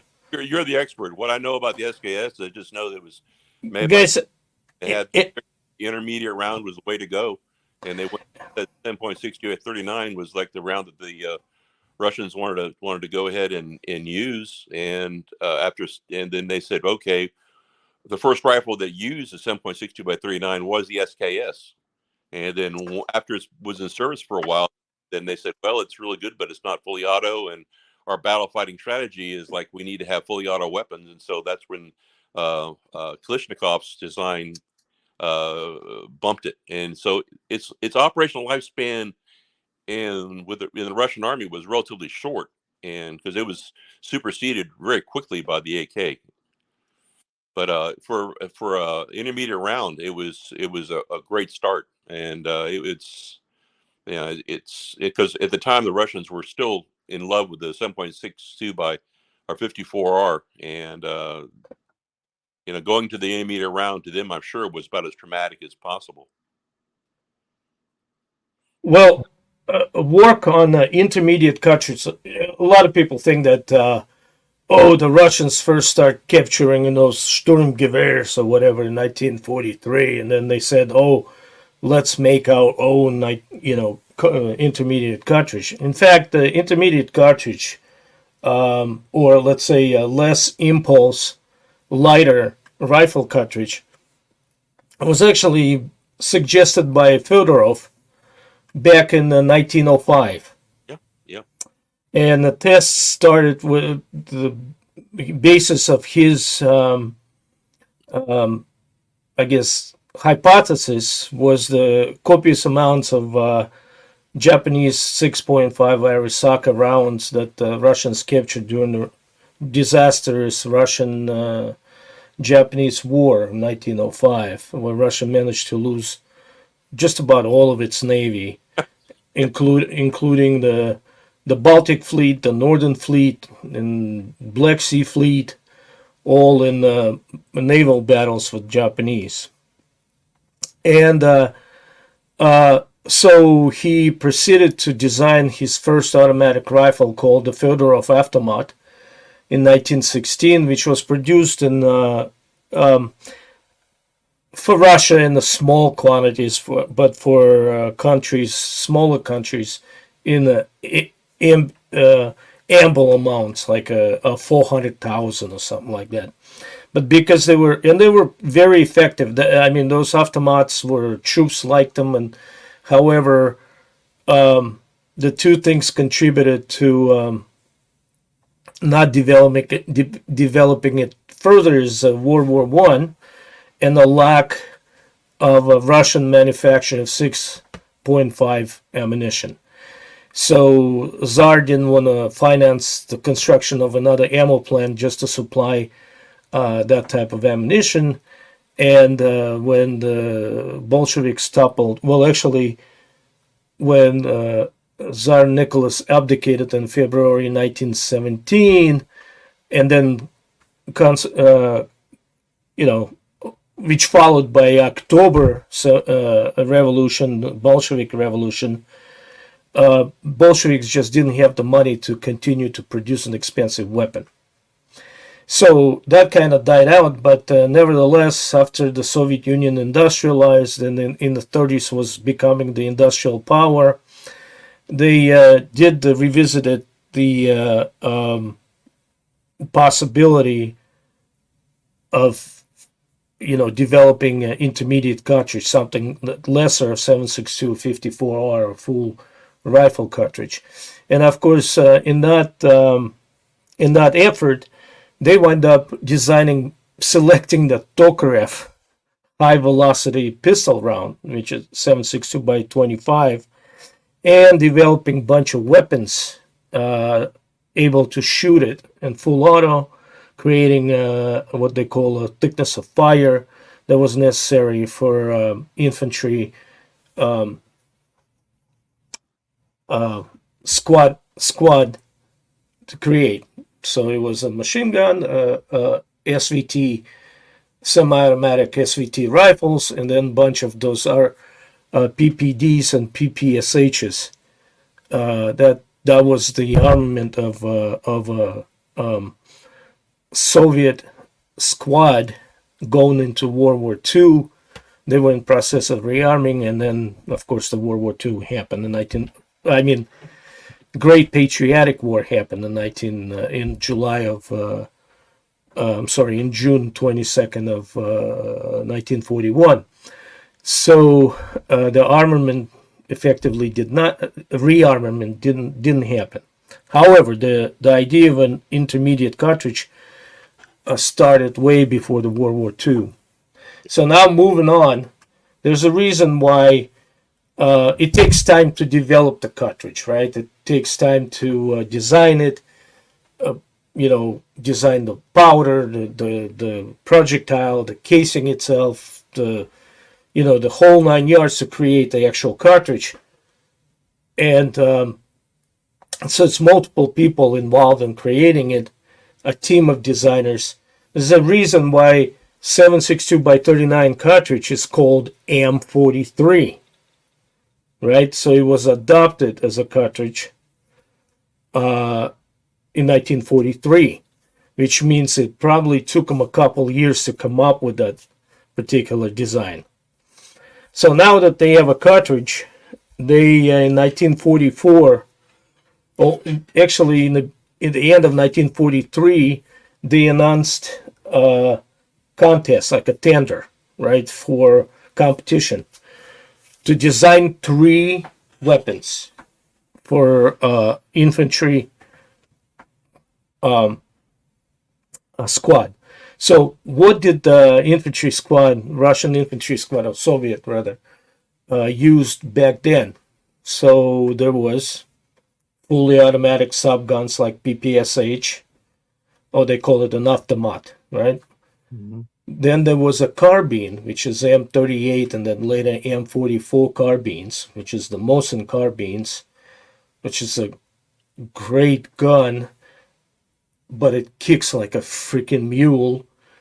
And there's an anecdote pertaining to the M44 and SKS, maybe pertaining to my father, actually, who had a chance to serve with both back in the 50s. And so anyway, I'll tell it a little later, but moving on with the history. So, and then there was a machine gun, and the DP-27 machine gun, although, the Stalin's record player, it's doesn't require, it's not a crew operated gun like MG-34 was, right, for Z Germans. But this was one individual could control that gun. Obviously it had the downfalls in the way of the time it takes to reload that 47 pancake magazine, and then carrying those things. And then the gun itself was just immensely heavy. You know, it's a heavy gun. I have one. And every time I lift it out of or take it out of the safe and stuff to go shoot, I'm like, how I can try to picture myself. We shot it in Florida. When you yeah, that's right. I had it. Yeah. So I'm not. Some reason I can't hear myself, but anyway, we can hear you. All right. Well, good. And so it's a heavy gun, right? You remember lifting it? It's but it's kind of handy. It's kind of smallish, compact, but and it played its role in defeating the Nazis.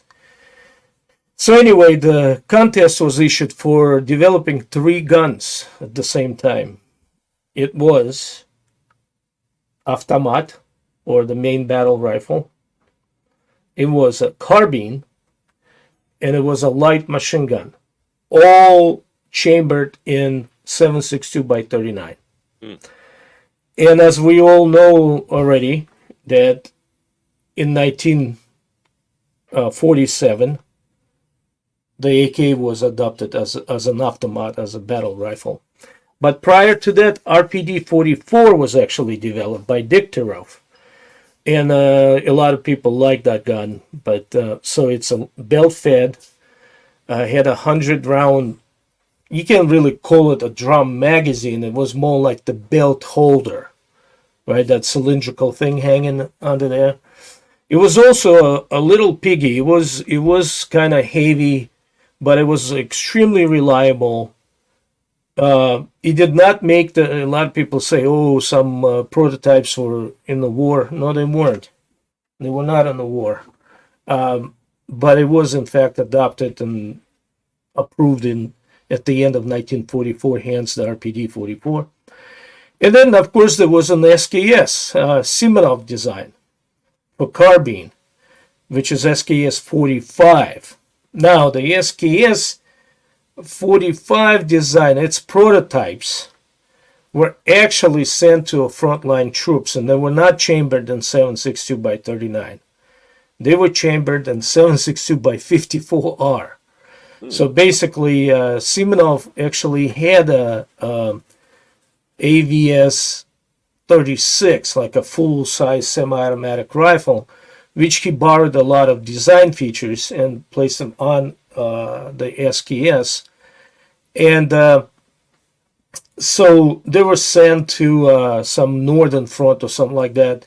By that time, the Russians already crossed into Germany, and they sent very few equipped, maybe a company-sized unit, just to get the feedback, to see what that, what it meant.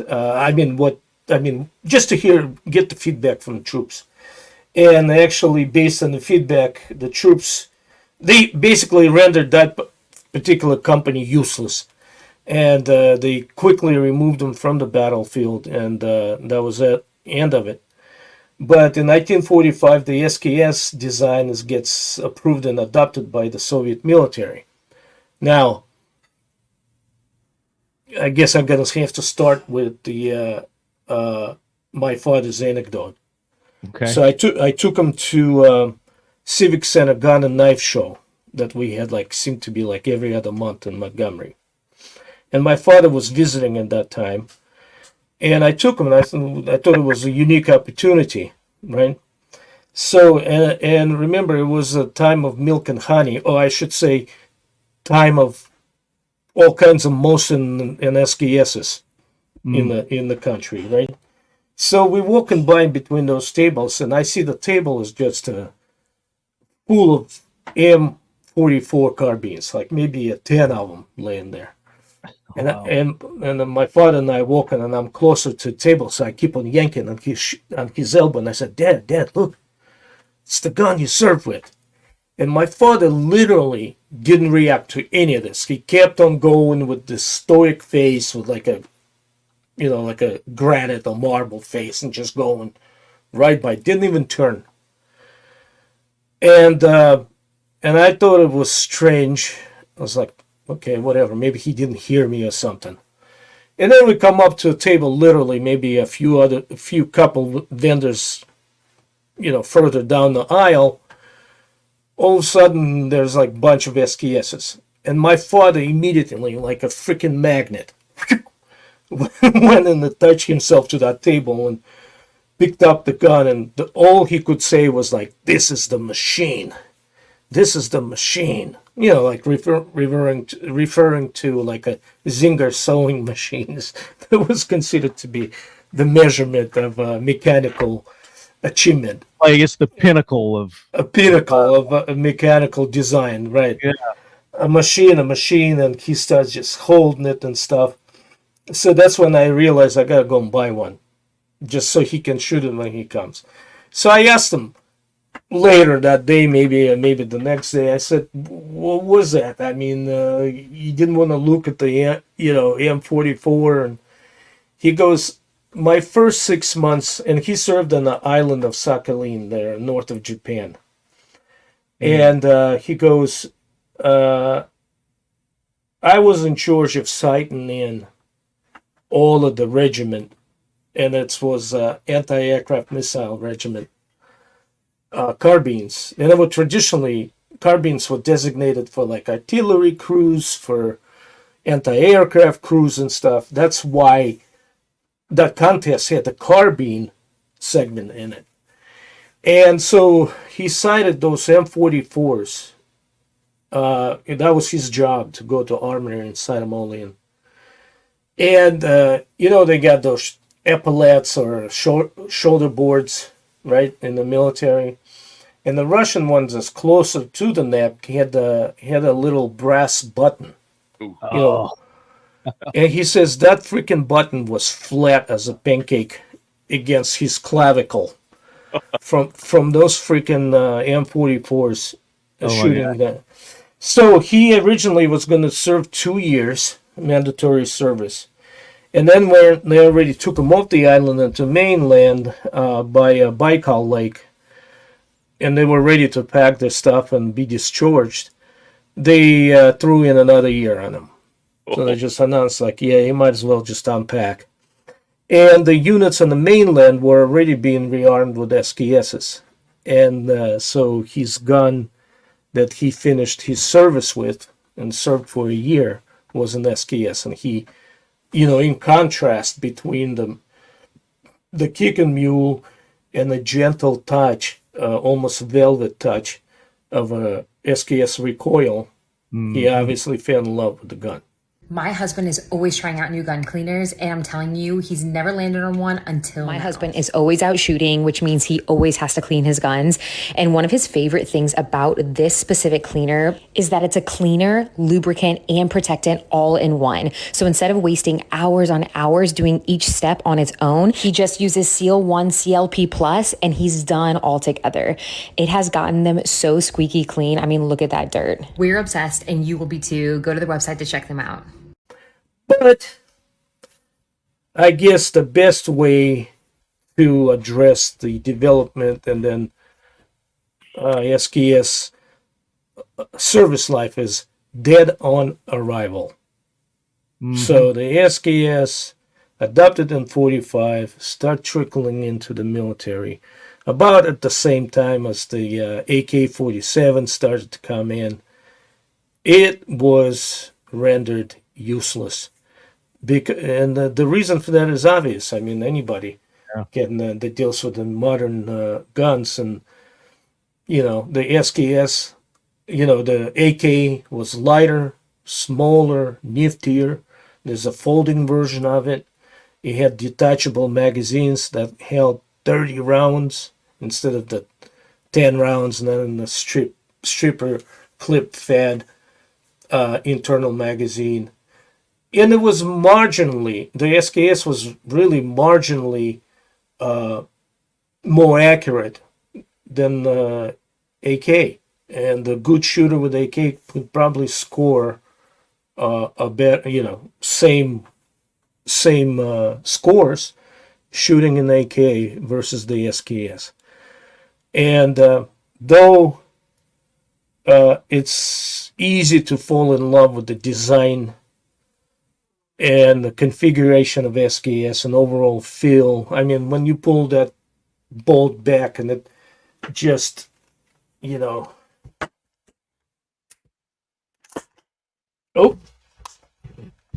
hang on a second. That mechanical, smooth, feel to it. And like I said, the weight distribution and, the size of a bolt carrier not being that big and having a full stock, the recoil is negligible. I remember when we were filming the Maidan Massacre documentary by John Hoffman, and I was the shooter, and I had to produce a head hit, not just any kind of head hit, but like a forehead hit on the target. Well, it was a honeydew, really, imitating the human skull at 150 yards, or meters, I'm sorry. The first shot, and that was it. I mean, you point this gun, and that's where the bullet is going to go, kind of. And so, no, it's definitely an awesome gun, but like I said, it fell behind times. Let me ask you this. Did they produce an auto version of that, or was it all only semi? There was no requirement for automatic version because automatic rifle or automat already had that. So it was always produced as a carbine. Yeah. However, when they were selling for $39.95 by a dozen or whatever, and back in the 90s, there was an infamous incident or thing on the interwebs, early interwebs, and through the forums and through the ear to mouth or whatever it's called, by that some of the SKSs would go full auto and shoot the 10 rounds like when you pull the trigger, but it was more of a defect rather than actually by design. So what Chinese free floating pin? Yeah, that is the free floating firing pin. If that got jammed, it kind of slam fired. But I know the Chinese had they stuck with the SKS, their Simonov design, and they actually made a 30-round magazine select fire weapon to replace the SKS, and that was not really successful. But they kept on trying it, so they ended up with essentially a AK Simonov hybrid that kind of looks like an AK, but actually has some Simonov in it, and they still use versions of that today. They still have a lot that they use, but it's a hybrid. But they still use a lot of the Simonov. They still have a lot of the ones in stock over there that they have a big army, so they use a lot of that stuff. But they did use the SKS design full auto, and it was not terribly successful, but not really unsuccessful either. They didn't do what the Russians did, which was essentially go with the AK, which was a smarter move because the AK is definitely a much better gun to have for full auto use, as I'm sure the whole couple of generations of users can testify. Yeah, and we didn't talk much about Simonov there. You got anything special about Simonov that you want to point out, either of you? Simonov is a recipient of a St. George's Crosses. So he was a military person and in a Tsar's army before he joined the Bolsheviks. Well, by that time he was already in advanced age, and he enjoyed the tutelage of Fedorov as a premier gun designer. So that's his entire life was wrapped around designing firearms. And Simonov's, I guess, the biggest achievements, he's not known for producing fully automatic, like machine guns or submachine guns or any kind of automatic battle rifles. But his contribution is into the semi-automatic guns. Obviously, the SKS being its pinnacle, it's hard to neglect. So he's, I guess, the largest contribution, other than the AVS 36, which he created, was PTRS, anti-tank semi-automatic firing of 14.5 millimeter cartridge. Wow. Crewed by 2 people. Obviously, that freaking thing is very, very ginormous. But yet it's shootable, and meaning it's not I had a chance to visit the Armor Museum near Moscow, there in Kubinka, one time, and there was this a tracked super gun that the Germans produced, and there were 2 of them actually they made. One of them was Adam, and the other one was Eve. So I actually got to see the Adam, and it just launched this huge freaking shell. It's basically designed to destroy strongholds.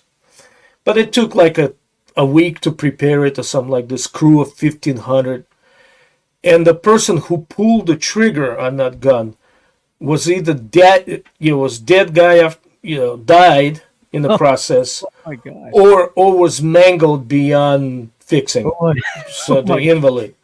So if you look at this large caliber guns, you would think that, oh my God, that thing 14.5, it looks like a freaking small cannon shell that you load in that gun.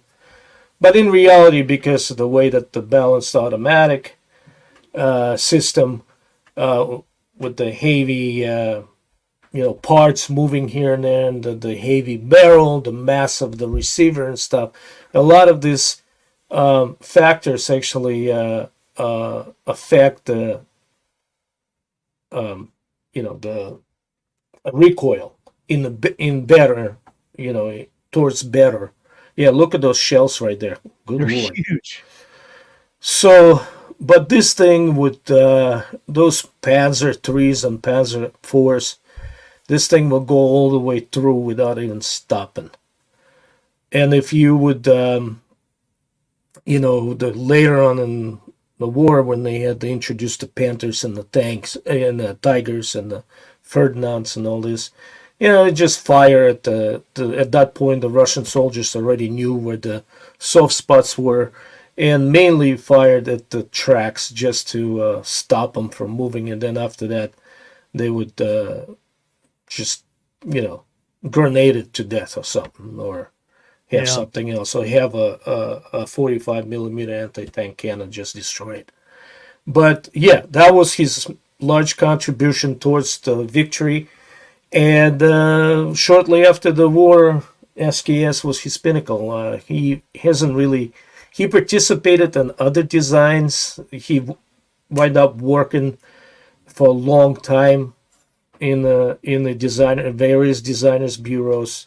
He was a head of a designers bureaus. He was, I believe, at one point he was a head of a designers bureau at the Dektorov plant. And eventually just went to, became a pensioner, retired, and, became somewhat of a landmark in the fixture, permanent fixture in the Soviet, Russian and Soviet arms design scene.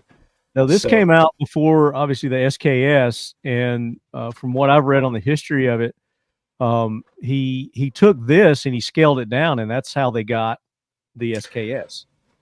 Well, I mean, yes and no in a way. He's obviously was more favorable towards the long stroke piston system.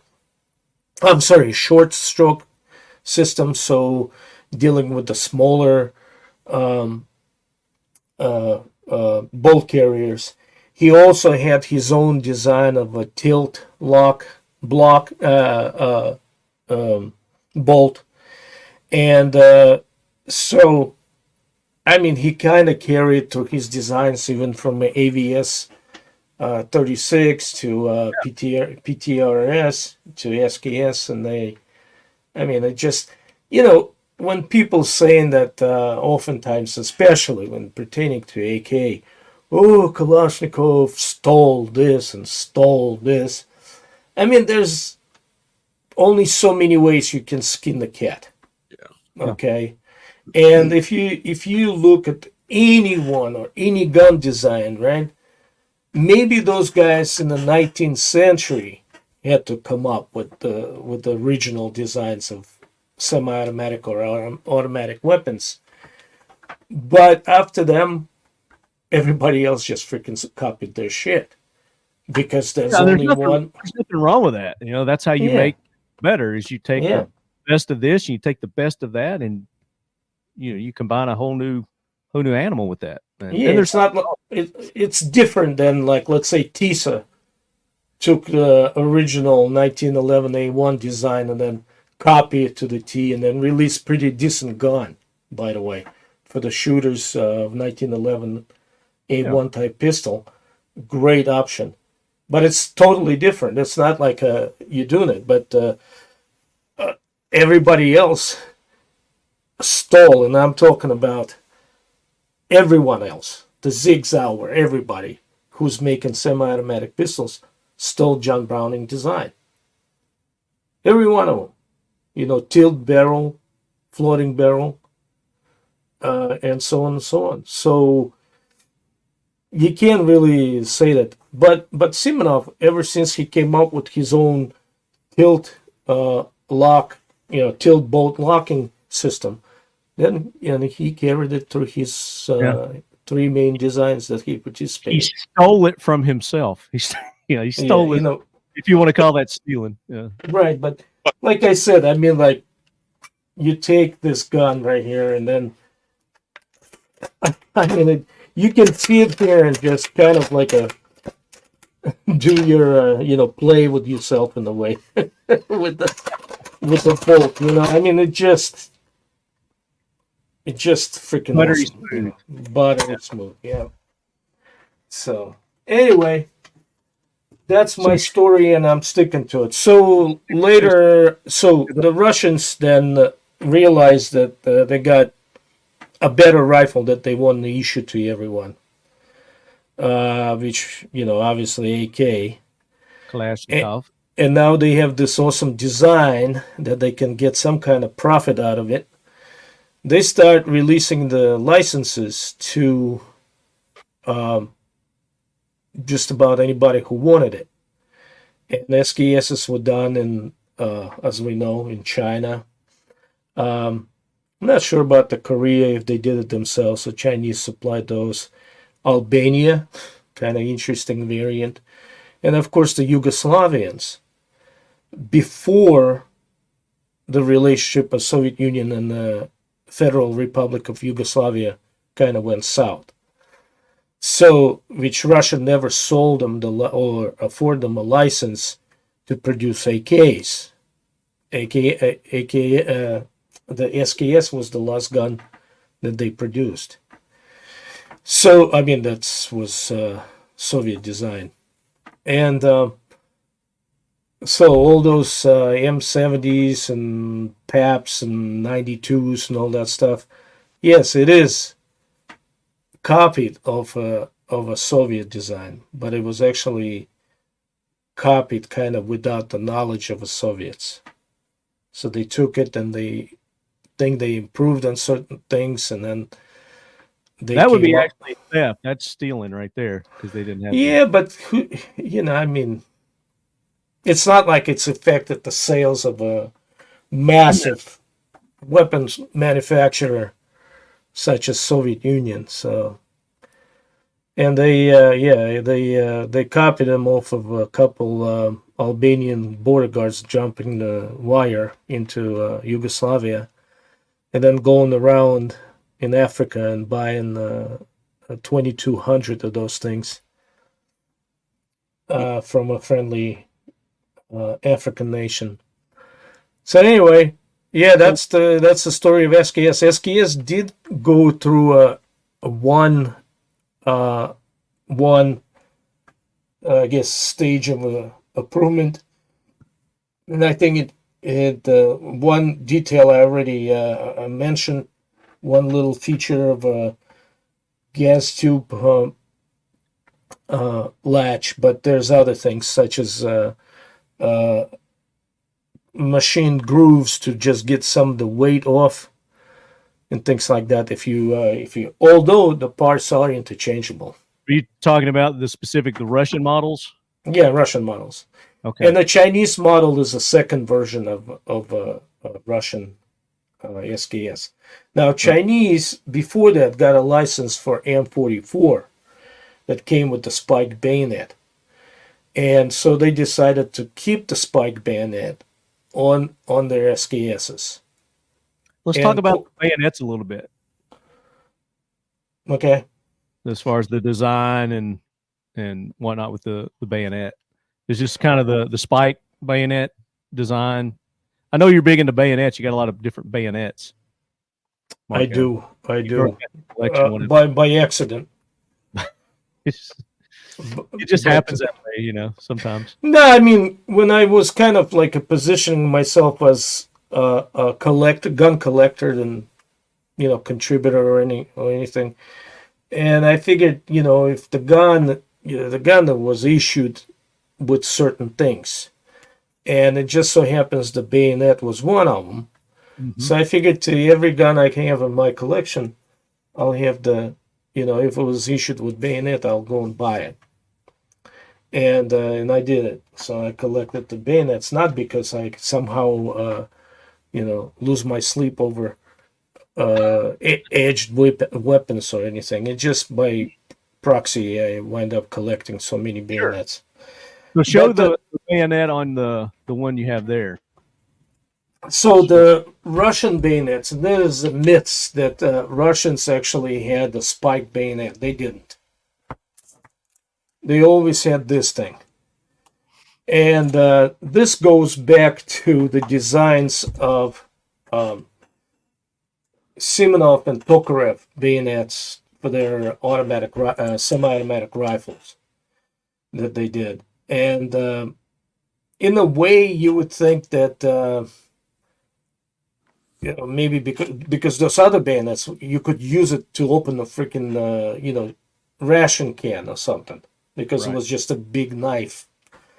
And some idiots would even sharpen it. I don't know for what. I mean, we were going to chop the wood with it or something.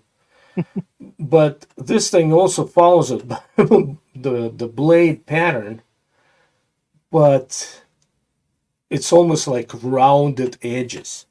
Mm-hmm. And plus, you cannot remove, other than unscrewing it and sort of semi-permanently removing it off a gun to use it as a knife if you want to. But really and truly, it just was a sticker, to stick someone. And he had the dulls right here, and a lot of people say that's the blood channel. No, it's not. It's just to give the blade a little more stiffness, so or some kind of structure, stability, yeah, and make it stronger. That's all it is. And Andre, show your Chinese one. Let's see if there's a big difference here.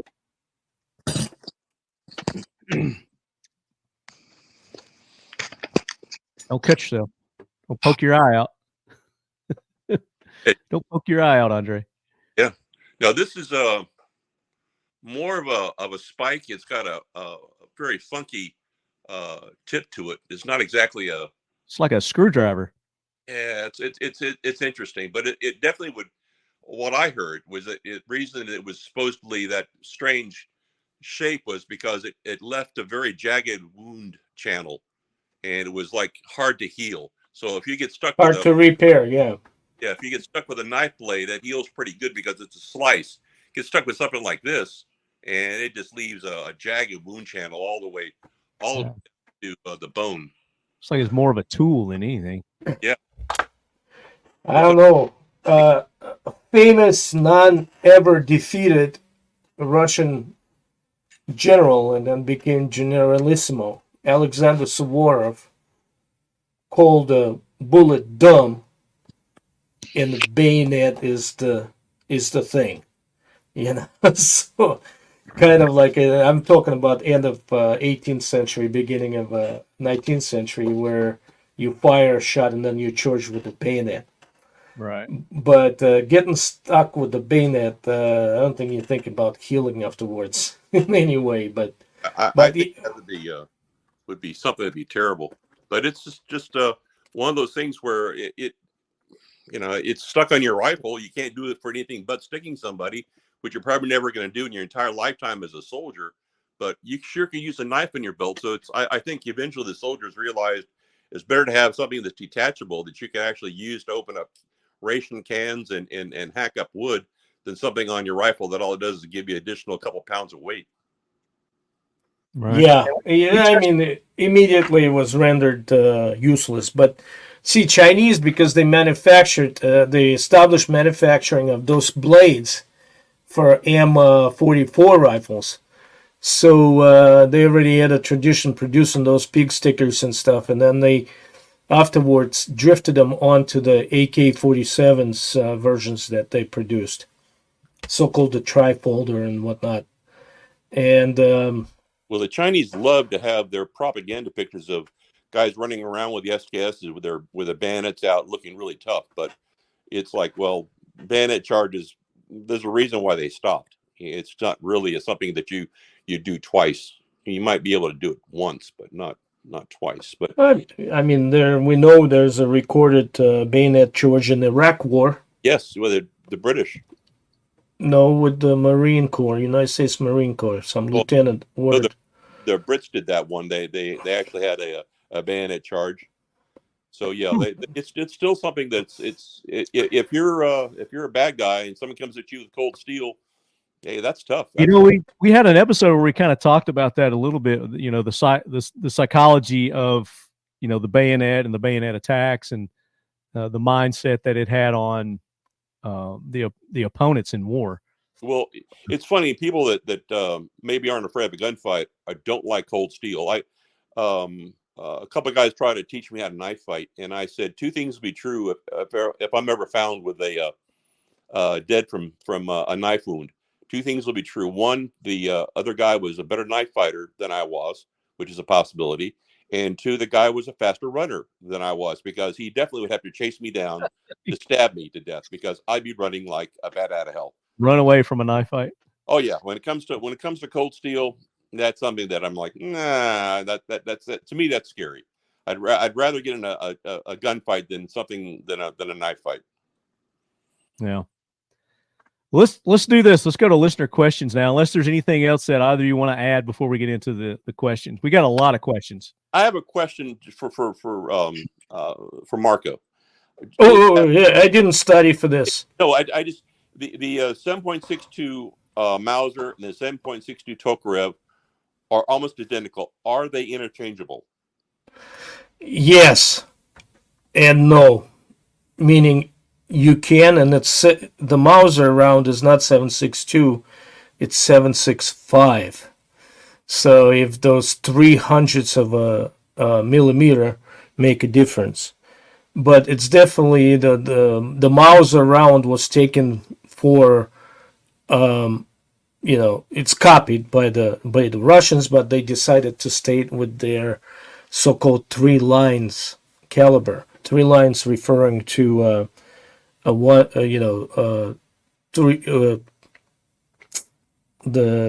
1/3, I guess, 0.3 inches, which equals to 7.62. And at that time, they produced the 7.62 Mosin guns, Maxim machine guns, and just about everything in infantry fired the 7.62. And that's the little change. So, yes, you can fire either or in the Mausers, like let's say C96 Mausers and the Tokarev pistols, but not recommended. That's exactly what I've got, is a couple of broom handles, and I was picking up some Tokarev rounds, some Mauser rounds the other day, and they're virtually indistinguishable. I couldn't figure out, wow, why can't you just use them either or in the Mauser? So now Good The question. difference is 0.03 of a millimeter. Interesting. Okay. Good to know. All right, we'll start off with T. Hayden 83. Hope everyone's doing well. My question primarily has to deal with how to identify where and when a particular SKS was made. I do know that it is amazingly difficult, or at least has been my experience. Basically, he's asking, do we know any good resources or authorities to go to for identification of your SKS? There are tons on the interwebs. You know, there's just about. The problem, though, I'm having is that a lot of those people who write stuff is writing out sucked out of their elbow. So they're not the specialists. They didn't do a freaking research. They heard somewhere something. So the best way to do it is in like on the Russian guns, right? It's usually a timestamp right here, right on the top of the top cover. Okay, that's number one. Number two, Russian sight would have a Cyrillic letter P standing for постоянный, that which means it's the battle sight. Okay, early Chinese guns had that P2 on. Now the problem with Chinese guns, okay, so on Chinese guns, on the true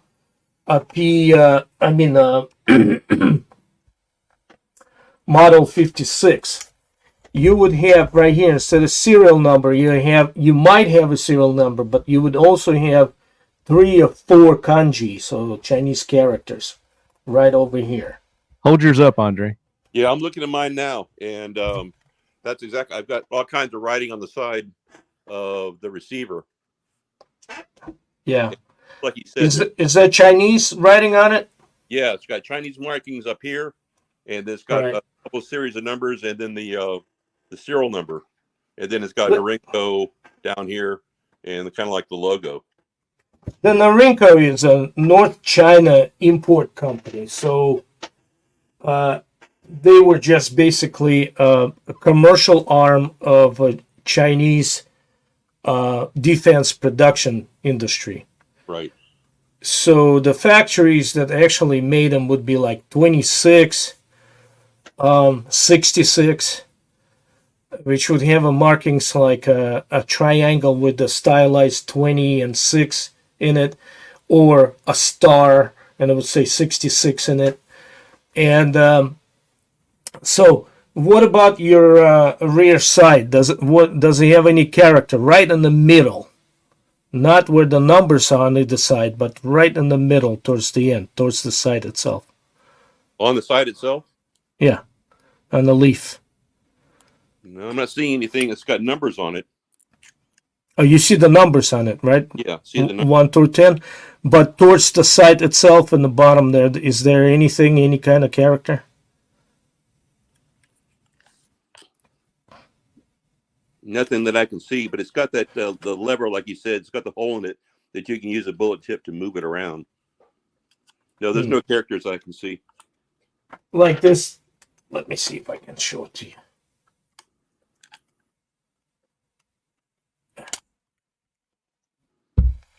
See that pie looking thing? Or upside down U? Mm-hmm. Yeah. See it? Mm-hmm. Yep. You don't have it? No, I don't have anything close to that. It's just, Yeah, so right there it tells you that it is, mine is Russian and yours is Chinese. yeah. No, it's got nothing except numbers. Right, so Serbian would probably have P as well because they use Cyrillic alphabet. Right. And the language is pretty close. But like you said, there are all kinds of resources. I think Forgotten Weapons is probably a good resource on YouTube with Ian. What do you think? Yeah, Ian is very good in with his research and doing his videos, but he's not always correct. The best thing to do if you're doing research is to look a lot of different places. And if you find enough information that is in one direction, you might want to believe that before the other ones. But just do a lot of research. Just don't go to one source and take that to heart, because I found that the hard way when I did some research on serial numbers on U.S. military arms. You go to one website and go, oh, that's for sure. Then later on, you find out, no, that was not right at all. So just do a thorough search and check a bunch of different sources, and you'll probably be able to come with a consensus that you could believe. That's a good point. Very true, Andre. All right, let's move on here. And Gun Digest, I think, has a book out too. So I mean, there's another resource, but yeah, all kinds of online resources there. And then also there's a lot of chat boards. You can go to the chat boards and the different communities and. The forums usually the guys there are very helpful and would love to guide you in the right way, in the right place.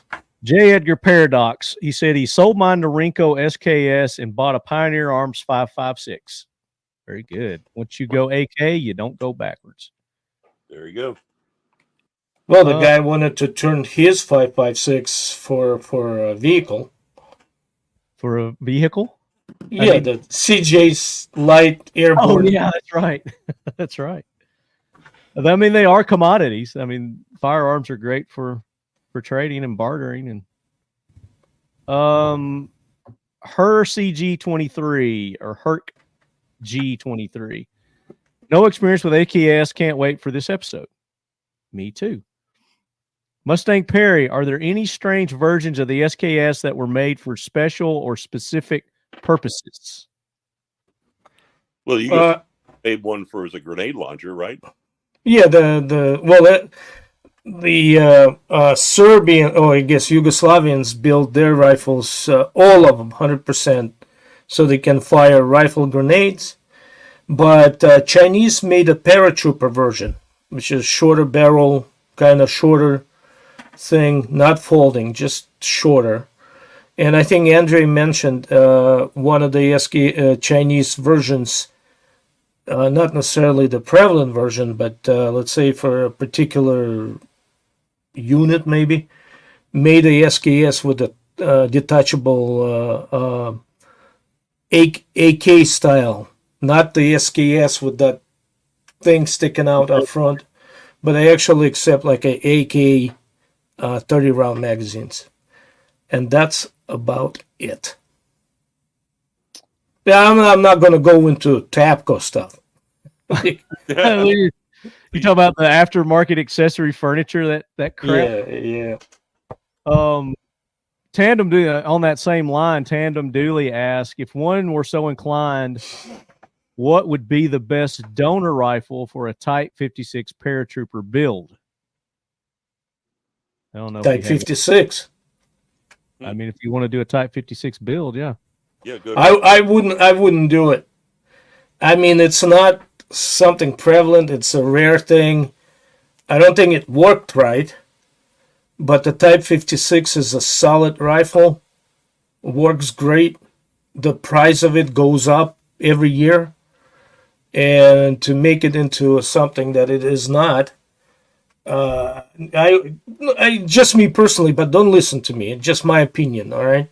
Well, if you start cutting into it, you're probably going to reduce the value. I mean, absolutely. If that's important to you. Yeah, that's important to you. It's like a lot of people decide they were going to go ahead and do something to their pistol or rifle to make it to personalize it. What they've done is they've taken it from an expensive weapon to a piece, to something that they're going to have to enjoy because they really can't sell it otherwise. Because it's always going to be that gun that's been mutilated. Yeah. Well, this is an AR guy anyway, so there. Yeah. No. Okay. I tell him to buy the Pioneer underfolder, and here's your 7.62 paratrooper gun that actually designed to be a paratrooper gun.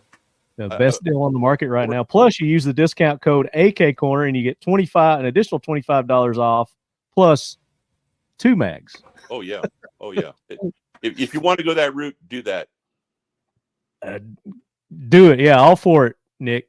Knock yourself out.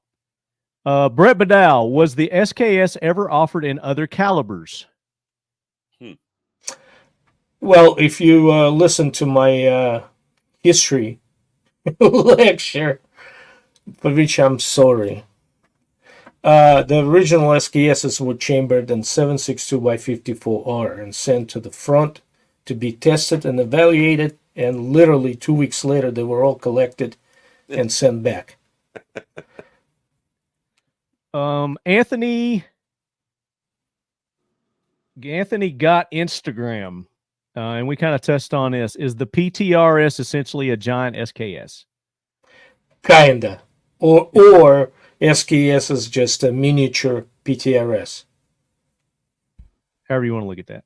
Yeah, remember the short stroke gas piston is not exactly brand new. That several other people either copied it or independently figured it out, including Carbine Williams, who used the short stroke gas piston for the GI issue M1 carbine. Same thing, short stroke gas piston, shorter stroke, easier to control, less recoil. So yeah, the short stroke gas piston is just a really good idea. I thought you said short stroke ass system. My God, you're not that old, and you're already dirty old man. I am. I'm working on it. No, not you, Andre. Marty is. AZ Gunzu. Does Marco watch the YouTube channel See an Arsenal? They do deep dives into gun history and seems like something he'd enjoy. A tip. I'm sure I came across the video maybe once or twice. I watch a lot of gun videos, but I will make sure that I'll give this guys a try, and I'm sure I'd love it. Letter C A N D, the letter R S E N A L is how, if you're interested. CNR, what? What's the an arsenal? Oh, the R takes the place of the AR. For they're being clever. Yeah, I'll definitely, as soon as we get out of here, I'll go and look. Here, and he continues, AZ Gunzu. Why did all the aftermarket furniture always look so god awful? Are any good or better parts that were worth replacing? On the SKS, I tell you my story. So I bought that wonderful freaking 1955 Tula for $200 back in like 1995. And like an idiot, because I was, I served with an SVD, and at that time I couldn't get an SVD. So Tapco came up with that dumb whole thing. I put it on. I wanted to make that gun into like just a kind of shoot around and also go hunting. And after just looking at it, I went back and swapped the original, put the original stock on, which gave the guy a gun. It's original je ne sais quoi, I guess, for the lack of the better word. And I threw that freaking thing in the dumpster, the Tapco shit. And I never looked back. So really and truly, there's some folding version stocks, but again, whoever makes it is not a gun designer or really know what they're doing. Because length of pull is very important on any gun. And it would make a gun either a good gun or a piece of shit, right? And all this nonsense. AK's got the short stock. SKS stock is too short. Now put your freaking coat on, and then the body armor, and then see what you can do with your NATO length stock. So on those folding stocks, right, that whoever makes, I don't know if it's Tapco or whatever, the length of pull is too freaking long for that gun. Okay, just long. It's like 3 inches longer than an actually designed gun. The guys who put on those stocks on these guns, right, meaning the original stocks on the guns that come out, like whether it's AK or SKS, those are gun designers. And they build them for the soldiers. Specific purpose, yeah. And if you say that the Russia is full of like a 410 or 5.1 guys running around, you really mistaken, because of the, what we know about the Russian demographic thing, they're usually the slightly taller people. Not me. I'm just the average, but majority of them. So the average bear there. Right. So there's a reason why they make shorter stocks. Just don't fall for that trap. Don't don't do that. Of course, if you live in Florida, or likes of like a Louisiana or Mississippi or Alabama, where it gets up, to, in the hundreds and stuff, and you feel like you need a longer stock because you will never, ever, ever put a winter coat on, go for it. But you just heard my personal opinion, which should not be followed. Andre, do you have any opinions on that? Well, the thing about the SKS was always a very inexpensive gun shooting a cheap ammunition. So the people that bought it wanted something cheap. They wanted cheap ammo. They wanted a cheap gun because the SKS at the time were like a dime a dozen. They were all over the place. They were inexpensive, so they were like cheap. So all the accessories affordable. It's affordable. Affordable. It's affordable. Yeah, affordable. But you can't have a replacement stock for an SKS that a guy bought for $40, costing $60. So they had to be affordable to go ahead to appeal to the market at the time. So that's what you got. Very good.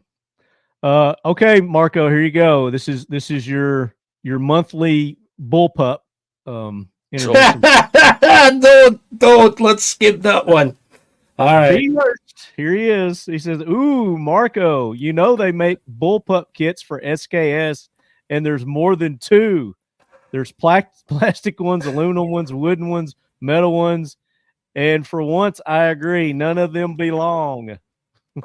There you go. Thank you very much. Finally, we see the right, together in the same direction. He goes on to say he's got a legitimate question here. The Yugo 59/66 with grenade shutoff can make a great bolt action. Why did no other country adopt this? Ooh.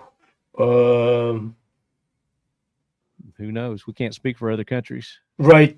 I do have a so-called mini Mauser that was made by, Zastava.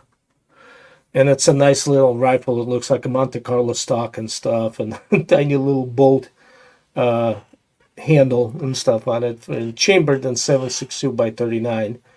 And it's the awesome gun to shoot until you bend your extractor, and then the extractor's nowhere to be had, so you have to bend it back, which makes it kind of weird. And it's kind of really capricious when it comes down what type of ammo it shoots. But nevertheless, it's kind of cool gun to have, especially like a stalking deer rifle, for example, right. Or just taking your kid to a range or whatnot. But it's just an awesome little gun, beautiful too. But as far as like making the SKS into a bolt gun, or maybe some European countries with their weird gun laws that would have the gun cut off the gas system entirely and just have it, manually cycled, effectively turning the semi-automatic gun into a bolt gun. Maybe they exist, but I'm not aware of that.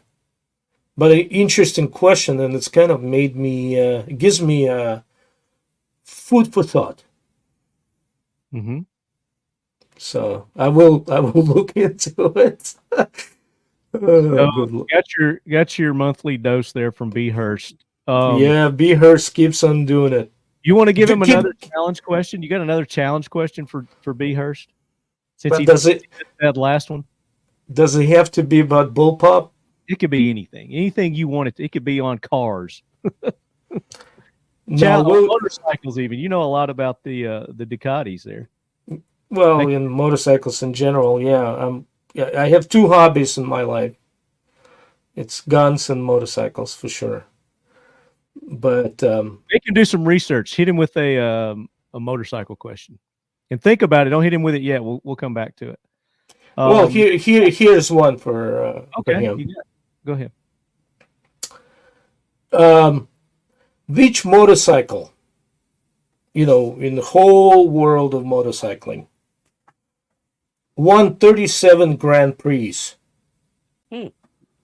A record that hasn't been beaten yet.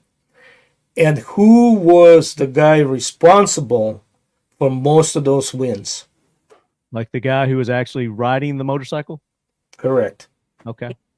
And hang on a second. And I'll give you, if it's somehow on video, I will give you a little hint. I'll show you this guy's helmet. Hold on, I'm gonna zoom in on you here. Now this is for B. Hurst specific. Okay. Well, I'm not sure if he's motorcycle enthusiast. Well, it doesn't matter. He's gonna have to do some research. You're gonna make him one. Hold it that way a little bit more. Oh shit! Is there a name on there? A nickname, yeah. I didn't see it. Okay. There's a helmet. Okay. There's your hint. So B. Hurst. There's your question to get that autographed book from Marco. And just so you know, I use it every now and then for track days. What are you talking about? You wear that to bed every night. I have very many helmets from my racing days, and it's hard to pick one favorite one to wear to bed every night. All right, next question. FPS Murdoch. While researching the SKS, I ran across an interesting rifle, the Chinese Type 81, which seems to be a mixture of the Kalashnikov and SKS. Marco, can you please elaborate? Or Andre. Andre, please, because you mentioned that before. Yeah, that's what the Chinese did. Is they weren't satisfied with the SKS.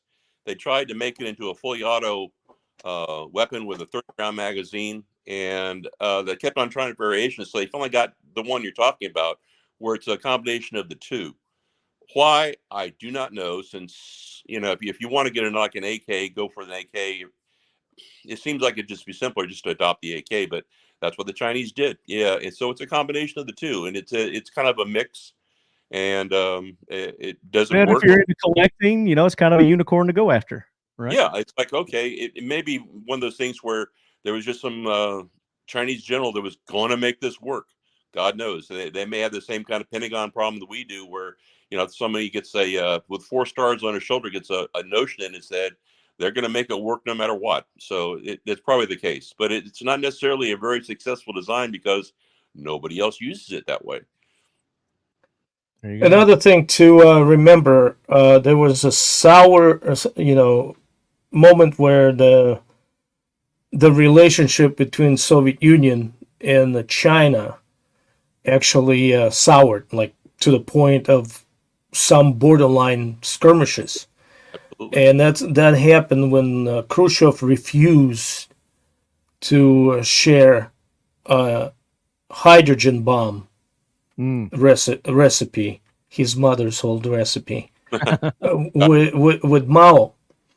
And the Maoists came up with this idea that Soviet Union betrayed the ideals of revolution. And at which point Russia stopped offering any kind of technical assistance to China, in area of defense or any kind of industrial stuff. So, therefore, when in 1959 Russia adopted the AKM rifle, which is a stamped receiver rifle, there was no license afforded to China. China had to come up with their own, which is, different from, which is I believe it's the, Type 56, is 56S.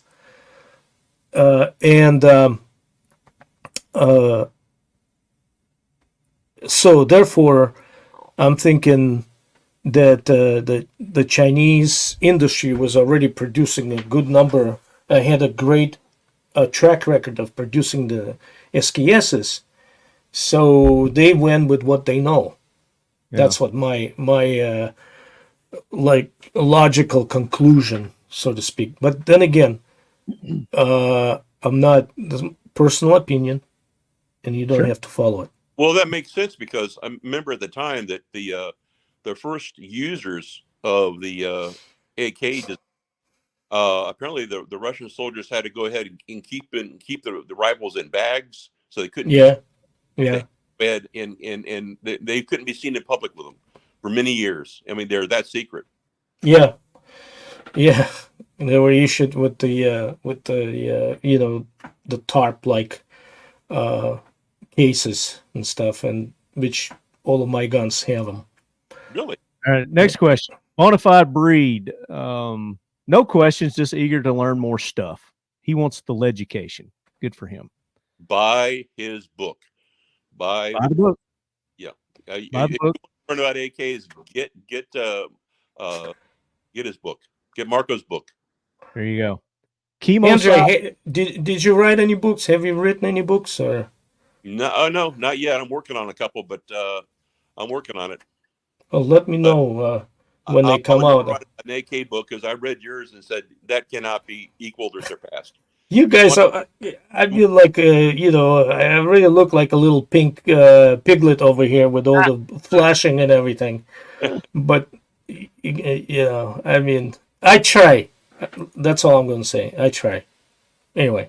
All right, Kimosabi 75. I love the SKS. I believe it's a Chinese model POS. Got it dirt cheap ages ago. Can you talk a little bit about the floating firing pins getting stuck and having tendency to slam fire, which we talked about a little bit? Also, I assume since it's a Russian design, you don't lube it. You just hit it with a hammer if it doesn't work. LOL. Correct. We talked about that last episode too. Myths. Yes. When in doubt, hit it with the hammer. And if hammer cannot fix it, it's not worth fixing it.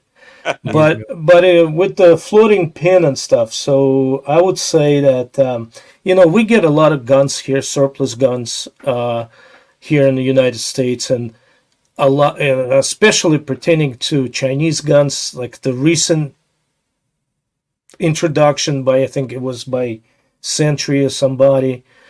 I mean, they come cosmolined out of this freaking world, man. Yeah. The cosmoline is everywhere, and because they've been sitting somewhere, that cosmoline is starting to turn into earwax. Yes.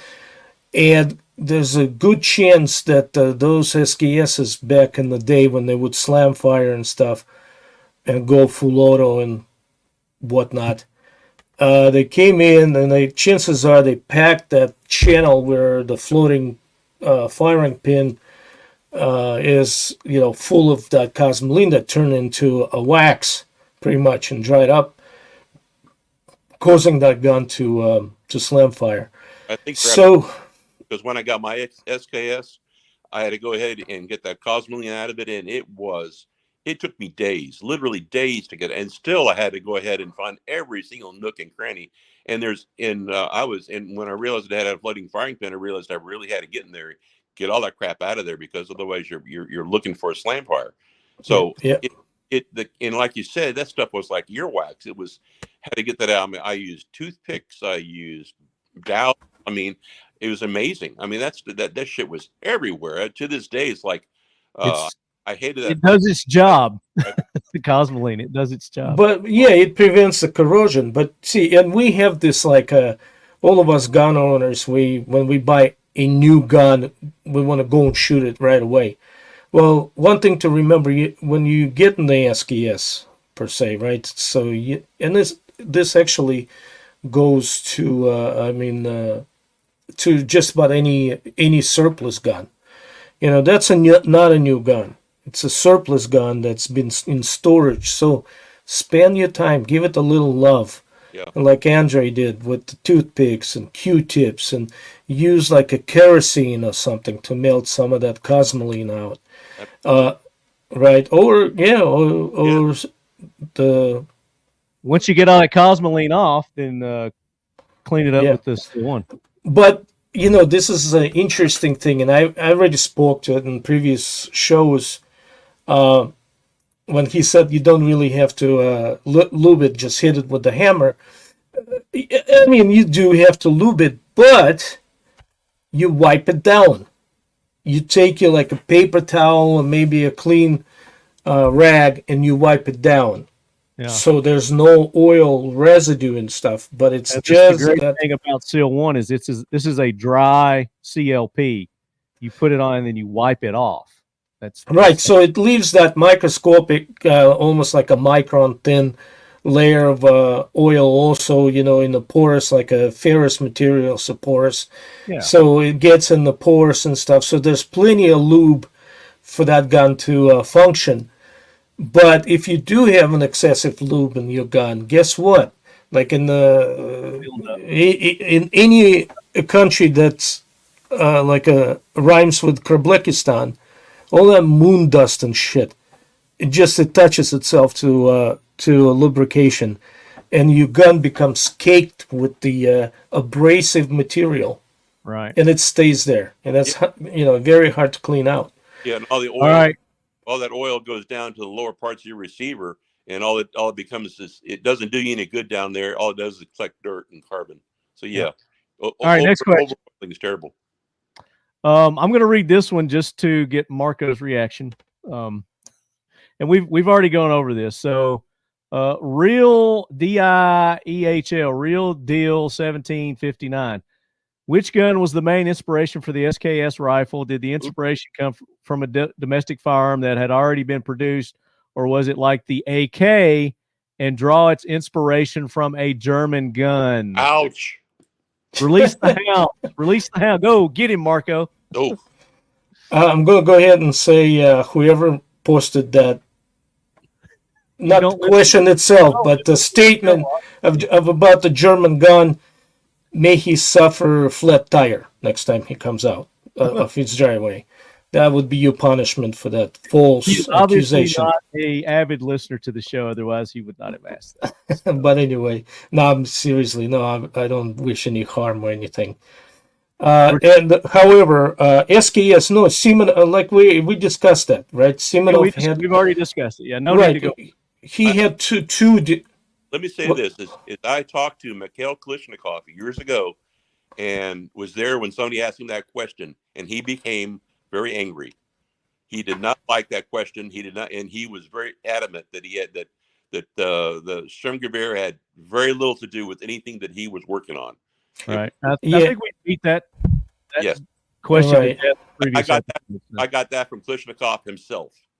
So, see, I had a little bit more tact when I met Mikhail and did not ask him that question. I asked him some other AK-specific questions. But anyway, but the thing is, like, if a Sturmgewehr was such a good freaking gun, right, why is it not in existence? That's a very good question, which I have asked before, and nobody's got a good answer for it. If it's so damn good, then how come nobody ever copied it? Correct. Let's move on to the next and question. Then no, one more. If you want to talk about Russians and Germans who's copied whose gun, you don't have to go further than a G43. Germans copied, admittedly, the SVT-40 and did such a bad freaking job about it that fucking gun never worked right.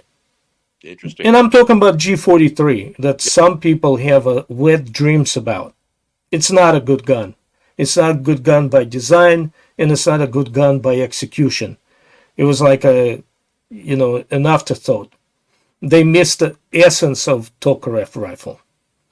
But that's okay. That's another show, I guess. But yeah, if you're talking about copying this and that. Two more questions, and then we're going to pick winners. And you've got to pick the PPS winner, Marco. CJ gave you those direct orders that you pick the PPS winner for this episode. So we're not there yet. We're not there yet. I got to read a couple more. Okay, so wait a second. Is there two people we're picking or just one? Because it's for this episode and for the next one as well? No, this episode's the PPS, and then for July's giveaway, that's going to be in July. Okay, got it. And we've got to come up with some way to give that away. Well, I'll come up with something. Yeah. I'll come up with a good question, and then you can have people turn in the 5-page essays, which you have to read and pick. I'm going to forward them all to you. I'm going to forward everything to you. Nikolai Abplanap. What are the main differences between the Norinco SKS and the Russian manufactured rifles over other than the bayonets. And then to expound upon that, B. Hurst also added to add to flood. No, that's flood. That's a different one. So that's and we kind of went over that already, right? With the differences between the two. No, I mean, okay, so I don't know what the reason for that was, but main difference that you can actually see in the gun. Well, first of all, the stock was different. It's skinnier stock up front. That's on the Chinese guns. Yeah. But then on their later versions, takedown lever right here. Hold yours down too, Andre. No, Same way. his is an earlier version that actually had this design. Oh, okay. But on the later Chinese versions, for some reason, this lip right here, which you catch on with your finger to undo it, they put it from the top to the bottom. Oh, And then made a little scallop cut into the wood. And I was like, why would you do that? I mean, you had perfectly good design on your other rifle. They looked at it upside down. They probably said, oh, Khrushchev betrayed the ideals of proletariat revolution. Let's change this gun and make it uniquely Chinese. I dig. So yeah, there's Andre's. Yeah. And see that snowman thing? Yep. Yeah.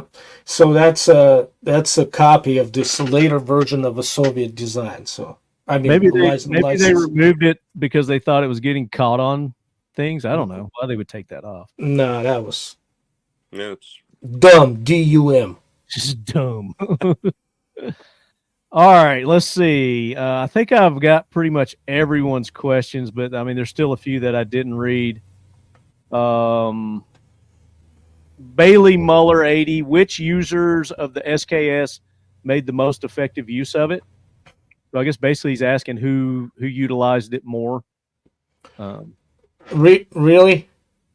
Dow VC? yeah. Dow VC? Yeah. I'm sure it's used a true combat use. Par none. Of course, wasn't during the Vietnam War. Yeah, that was used extensively during the Vietnam War. Yep. That's the only conflict I can think of. Well, CJ said bumped into someone who was over in Iraq, so I imagine they over there too. No, not Iraq. He said when he was stationed as a peacekeeping force in Balkans. The Balkans, yeah, but some use not much. They use their AK variants, but I mean the sort of like the star moment for the SKS was used in combat was during the Vietnam War. Correct. Yeah. All right, so let's do the giveaways. We're going to give away first the Mission First Tactical Dump Tray. This is this year's edition, the Pioneer Arms Corps edition of the Mission First Tactical Dump Tray. This is what we're going to be giving away to one of you participants today. So I'm going to have Andre pick a number, random number between 1 and, let's see how many comments we have. 60. 54. 54. You would have to go to 54. All right, I'll start at the bottom and just count up 6. Damn, you're good at math. I was gonna give you the little movie reference from Shrek, where that Adolphus the executioner was shown 2 fingers like this, and then said, "Pick the number 3, my lord. Pick the number 3." Showing 2 fingers. But anyway. And the winner is AZ Gunzoo. All right. Gunzoo Zoo. You have won the dump tray. Email me talkingled@gmail.com to claim your prize. Again, we do not contact winners. You have to listen to the show and know you're a winner and contact me. Email me. Tell me what you won. And you have to tell me what you won. What episode and we'll get you your dump tray there. AZ Gunzu, thank you for the participation. Good questions. He's the one who asked, "Do you watch the YouTube gun channel?" Oh, yeah. Oh, deservingly so. Yeah, perfect. I will watch it. He also asked, "Why did all the aftermarket furniture always look so god awful?" He asked that question too. Yeah. You got it right on the button right there. So that was a good terrible. question. So now, because whoever designed it is not a gun designer. Let's put it that way. Maybe they don't know what the hell they're doing. All right, so now we're going to do a Seal 1 package. You're going to get a complete gun care kit from Seal 1. It's going to have their paste. It's going to have their liquid. It's going to have patches, pre-soaked patches, specifically for your rifle, scrub brushes, everything you need to keep your guns protected, cleaned, and lubed. Let's go to, how are we going to pick this one? Just do a number again, random number. Pick a number between 1 and 60 that's not 54. Go ahead, Andrew. Oh, okay. Great. I'll make it reflective of, let's see, 16. First thing comes to mind. 60? 16. 16. Yeah. All right. Damn it. Now I'm going to have to count. Uh-oh. It's both feet, one hand, and the winner is Anthony got Instagram. And that was, he asked, is the PTRS essentially a giant SKS? He also asked, is it too late to participate in the giveaway? Wondering how to sign up. So, Anthony, you have to listen to every episode to know what our giveaways are. I don't go on Instagram and promote the majority of them. They're just for our listeners. And again, you have to listen to find out if you win, and you have to listen to find out what you have to do to win. It's pretty simple. So you win the Seal 1 package. So if you're listening, Anthony of Instagram, you just won, and this is how you win. So email me, talkingled@gmail.com. Tell me what you won, what episode, and obviously we're going to need your address to ship it to. So there you go. Congratulations to Anthony of Instagram, and thank you for the participation. Here's a question I didn't read, so let me read this one too. And here's a thought experiment for the host. Imagine the AK weren't adopted by Soviet Russia. What would the development of small arms look like if the SKS were the main battle rifle instead? I don't think that would. I don't think that would. Like I said, the SKS was dead on arrival based on the experience that the soldiers gathered from 4 years of combat.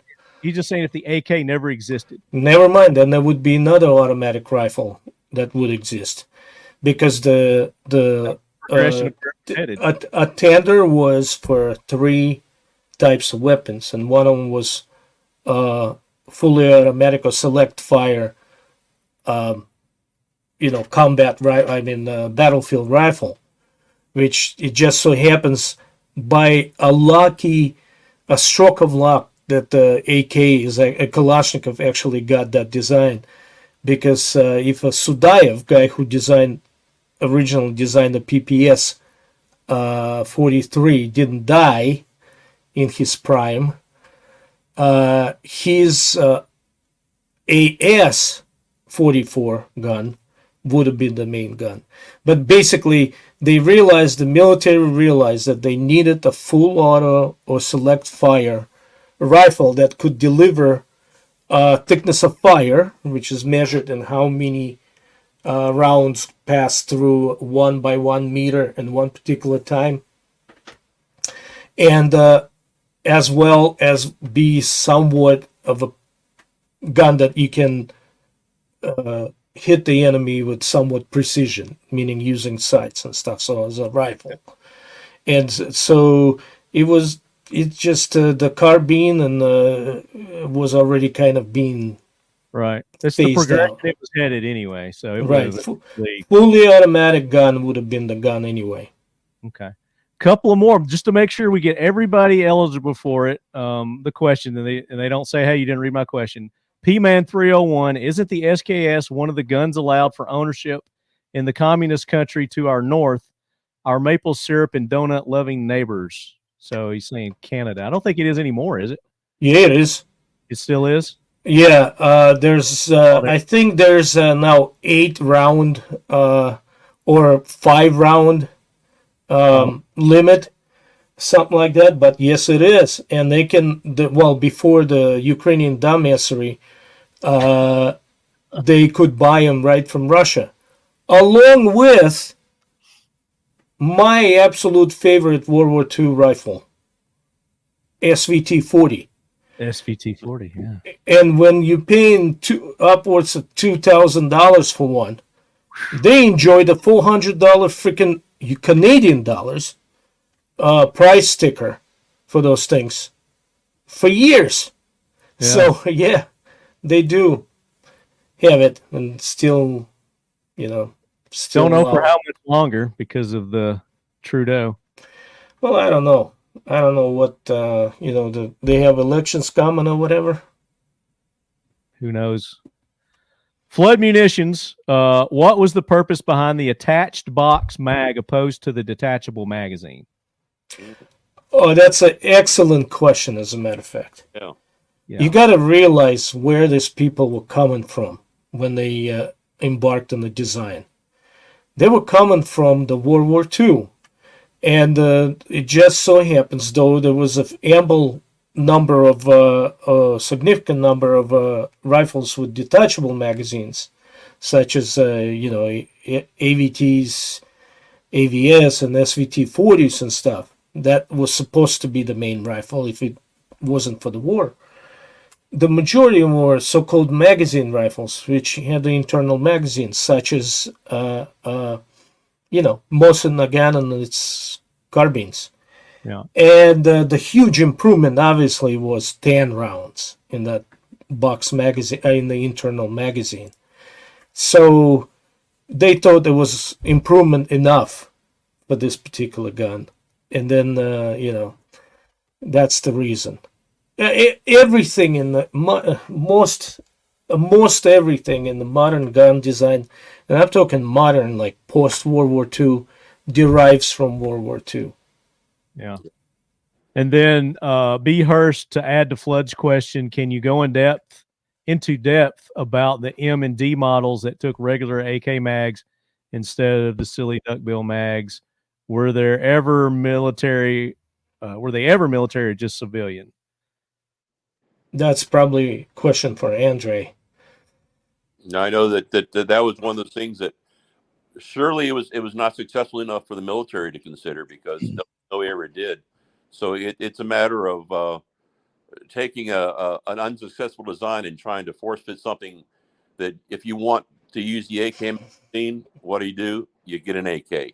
So I think the lack of success was because there was really no need for it. Yeah.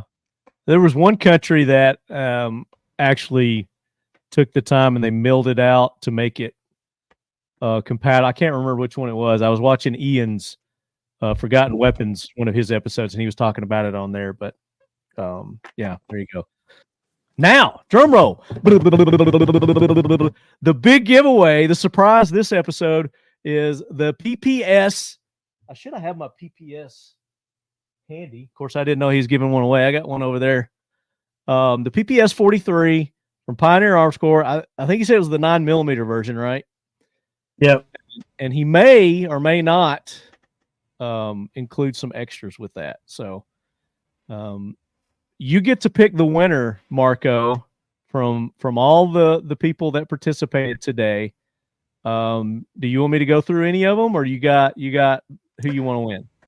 All right. So like I was mentioning before, that anyone who makes the reference to World War II, yes, which this PPS was designed by genius designer Sudayev in Leningrad, that was under siege. And as a matter of fact, he was working there, and the food was scarce and everything, that contributed his ulcer, which ultimately killed him at age 28. Wow. So, Real. so to pay a tribute to him, I would pick someone. Although there were no direct questions that kind of refer to World War II, Yeah. but there was one guy that got me talking about World War II at length. Was the guy, not the last question, but the previous question. Okay. So pertaining to if it wasn't for the AK, what would be the battle rifle? that would have been if it wasn't for what would have been the battle rifle. It was the last two questions you read, and it's the last. I mean, the one before the last. Oh, the Flood asked the no, it was the one before that. Who asked that? It was 3. I'll find it. Hold on. Is the AKS gun? No, that's the Canadian one. Right after that, I think, after Canadian, no? Just behind the attached box. What's the main difference between the Marinko? You go to add to Flood's question. Can you go into depth about the M and the D models? No, that's before that. Too late to participate. The PTRS. Does anybody make replacements? Is one inclined? What would be donor rifle? I got it here somewhere. Gosh, I remember that question. I mean, who made the most effective use of the SKS? Was that it? No. Which users of the SKS made the most effective use of it? No. No, that was the VC. Dow VC. What is your thoughts? Wow, this was no questions. I love the SKS. What is the rarest SKS rifle? I didn't read that. What is the rarest SKS rifle? The ASKS is very underrated. That was John Adams III. Strange versions, specific. Is there any strange versions? No experience. Which is Marco's favorite and why? Here's a thought experiment. The Pacific Northwesterner asked the thought experiment about the SKS if the AK wasn't ever. There you go. That's the one. That's the one. Okay, so that's Pacific Northwesterner. So he asked the thought experiment one. Imagine the AK if it was never adopted, if the SKS were the main battle rifle instead. So, right. And I let me explain my chain of thought. Sure. Because if AK never was adopted, it was automatic rifle would be adopted because it was one of the requirements for competition. Yeah. It would have been Sudaev's gun that would be adopted, AS. And Sudaev is the one that designed the PPS 43. Right. And we talked about that in a previous episode, that everything was on track to adopt his. Very good. So great participation in this episode, Leadheads. Pacific Northwesterner, you're the winner. Congratulations. The awesome and soon-to-be rare PPS 43 that you're going to get from Pioneer Arms Corps. You need to email me your FFL, all your legal information, like driver's license. Send me a copy of that just in case. And I know that you are, I think you are anyway, because you post a lot of pictures of guns on the Instagrams. You're legally able to own one, I hope. So email me, titanlet@gmail.com, and we'll get that out to you. Hopefully before he heads to Alaska, so you better get it to me quick. Otherwise, it'll be after his trip probably before you get it. But very good. So that's it. That does it for the SKS. Any final thoughts on the SKS you want to throw in there? Excellent, outstanding rifle. Yeah. But and a lot more to talk about too. Maybe we'll do another episode to go in maybe some other variations of the SKS other countries had. I don't know, but it was just basically dead on arrival. It was $1 short and a day late. And talk about the SKS. I think we kind of exhausted the subject. Yeah. Just, I guess the final thought is, they out there, these rifles some of the companies, such as I think Sentry or Classics or Ames Surplus or somebody, is still carrying them and still trickling them in from China. And if you get a chance, buy one. Yeah. It's an exceptional rifle to shoot. It's fun to shoot. Don't put any Tapco shit on it. Don't put the scope on it. Hey, I just forgot. I do have Bubbafied Chinese SKS in my... Bubbafied? Yeah, hang on just a second. Hang on just a second. Here I come. And while Marco's doing that, just a reminder that we have announced 2 of the Mystery Coin Challenge giveaways. We gave 300 of these out at NRA. Andre, you remember that? Absolutely, yeah. We've got a whole bag of them that you're passing out. That's right. We gave out 300 of these, and 3 of them had special markings, and we've announced 2 of those on previous episodes. So make sure you go back and listen to the regular episode. Excuse me. And if you are in possession of one of those, you won a couple of a prize pack for each of those. And we're going to announce the 3rd one on an upcoming episode. The final mystery challenge coin announcement is coming up. So make sure if you've got those, you haven't discarded them, you have thrown them away, check them, because there is a time limit on this. We're only going to give you, like a month or so to claim your prize, and then we'll resort to other means to give away those prize packages. So the mystery challenge coins from Firebird Targets and Talking Lead. So Marco's back. Marco. Okay, so the gun in my hand is what you don't do it. Don't do it to a gun. Don't do this shit. Don't put some kind of scope on the back, on the top cover. Simply because top cover is loose. Okay? Don't do this, that stupid duckbill magazine and stuff. Also don't do that. That would undermine the feeding of your rifle. And don't try to put a blade magazine, bayonet on a gun that was designed to actually have the pig sticker.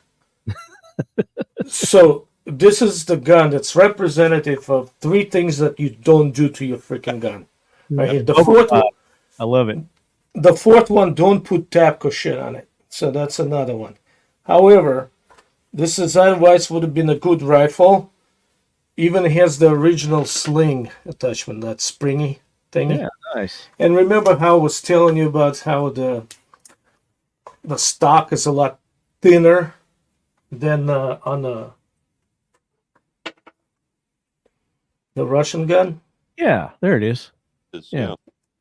And of course it's not, because China doesn't produce enough birch. So it's made out of some soft wood, so it dings easily. Unlike Russian guns that are made out of birch, the stocks, that is, that laminate and otherwise. Yeah. So there you go. There you go. Final thoughts on the SKS. Andre, yep, go ahead. No, I was going to say, Andre, thank you so much for taking the time to be on. Really appreciate. My pleasure to be with these guys. Marco, I love. CJ, I love, and I love you. So this has just been a pleasure. That's all. Love you too, right back at you, Andre. Yeah, you're the man. No, absolutely. I'm not, but I try. Marco is the man. He's humble. He is the go-to source for all things AK-47. Make sure you get his book, Survival and Evolution of the World's Most Prolific Rifle, the AK-47. You can go to Amazon. You can Google his name, Marco Vorbiv. His other books will come up as well. And he may, if you see him out in the wild, bring your book with you. He may autograph it for you. So, also, if somebody wants to mail it to me, I'll mail it back to him with autograph too. Okay, you can organize it through through the podcast. Yeah, just email me, and we can definitely make that happen. I know a couple of you have asked me that, so yeah, email me, and I'll give you deets on how to get that to Marco to get him to sign it for a small nominal fee. No, I'm just kidding. No. I'm just kidding. Altruist. And big thanks to Mission First Tactical and Seal One for being co-sponsors of the Talking Lead AK Corner and hooking you guys up each and every episode with cool swag, whether it's a drinky drink from Mission First Tackle, a dump tray, and then Seal One with all your gun cleaning and lubrication needs. And then, of course, Pioneer Arms Corps. None of this would be possible this year without Pioneer Arms Corps. I mean, I think we can all be in agreement that this is just a monumental year episode with all the generosity that CJ is showing to you guys. So give it back. Go buy their firearms. Tell your friends, tell your buddies, tell your neighbors. You're not going to get a better AK rifle from any other manufacturer, especially for the price. And these prices are unheard of. They're not going to be around for any longer. Like these, when they say those were the good old days, now is the good old days. You go and you buy those because they're only going up in value, especially the PPSs and the PM63s. Well, Pioneer Arms AKs are only going to go up in value, and I think you're going to start seeing that soon. But CJ's going to do everything he can to keep the prices where they are right now. So go and show them the love. As long as you guys are buying them, they're going to keep cranking them out, and I'm sure he'll keep that price down. So until the next episode, Leadheads, I know we're going to talk tanks, Marco. Everybody's still jacked up, and they want to talk about tanks. I mean, you're saying, like, we're going to talk about tanks, Marco. I mean, God knows I've seen a lot of them, seen them, in action even. Yeah. But I don't know. I guess I can't. It's kind of CJ thing, though. It's kind of CJ saying it's a CJ thing. He loves that armor. He does. And I'm like, I mean, I can contribute from whatever knowledge, general knowledge that I accumulated over the years, but I'm not, I'm not a tank specialist. I know some things, but that's... Yeah, I think you probably know a lot more. Again, you're being humble. But again, this is kind of CJ's thing. He wants to talk tanks one episode. So later on in an episode, we're going to have that. We're still going to do the tanks. But next month, Marco and I will get together. We'll talk about what the topic will be for next month. But until then, Leadheads, study up, enjoy your freedoms, go buy your firearms, use the discount codes that we have for all our sponsors, and especially this new one that CJ just gave you guys, AK Corner, $25 off the firearms when you buy them from their website, which are already marked down. Plus, you're going to get 2 mags. So take advantage of that. Show him the love. He's been showing you guys the love. So until the next episode, Leadheads, as always, keep your loved ones close and your AKs closer.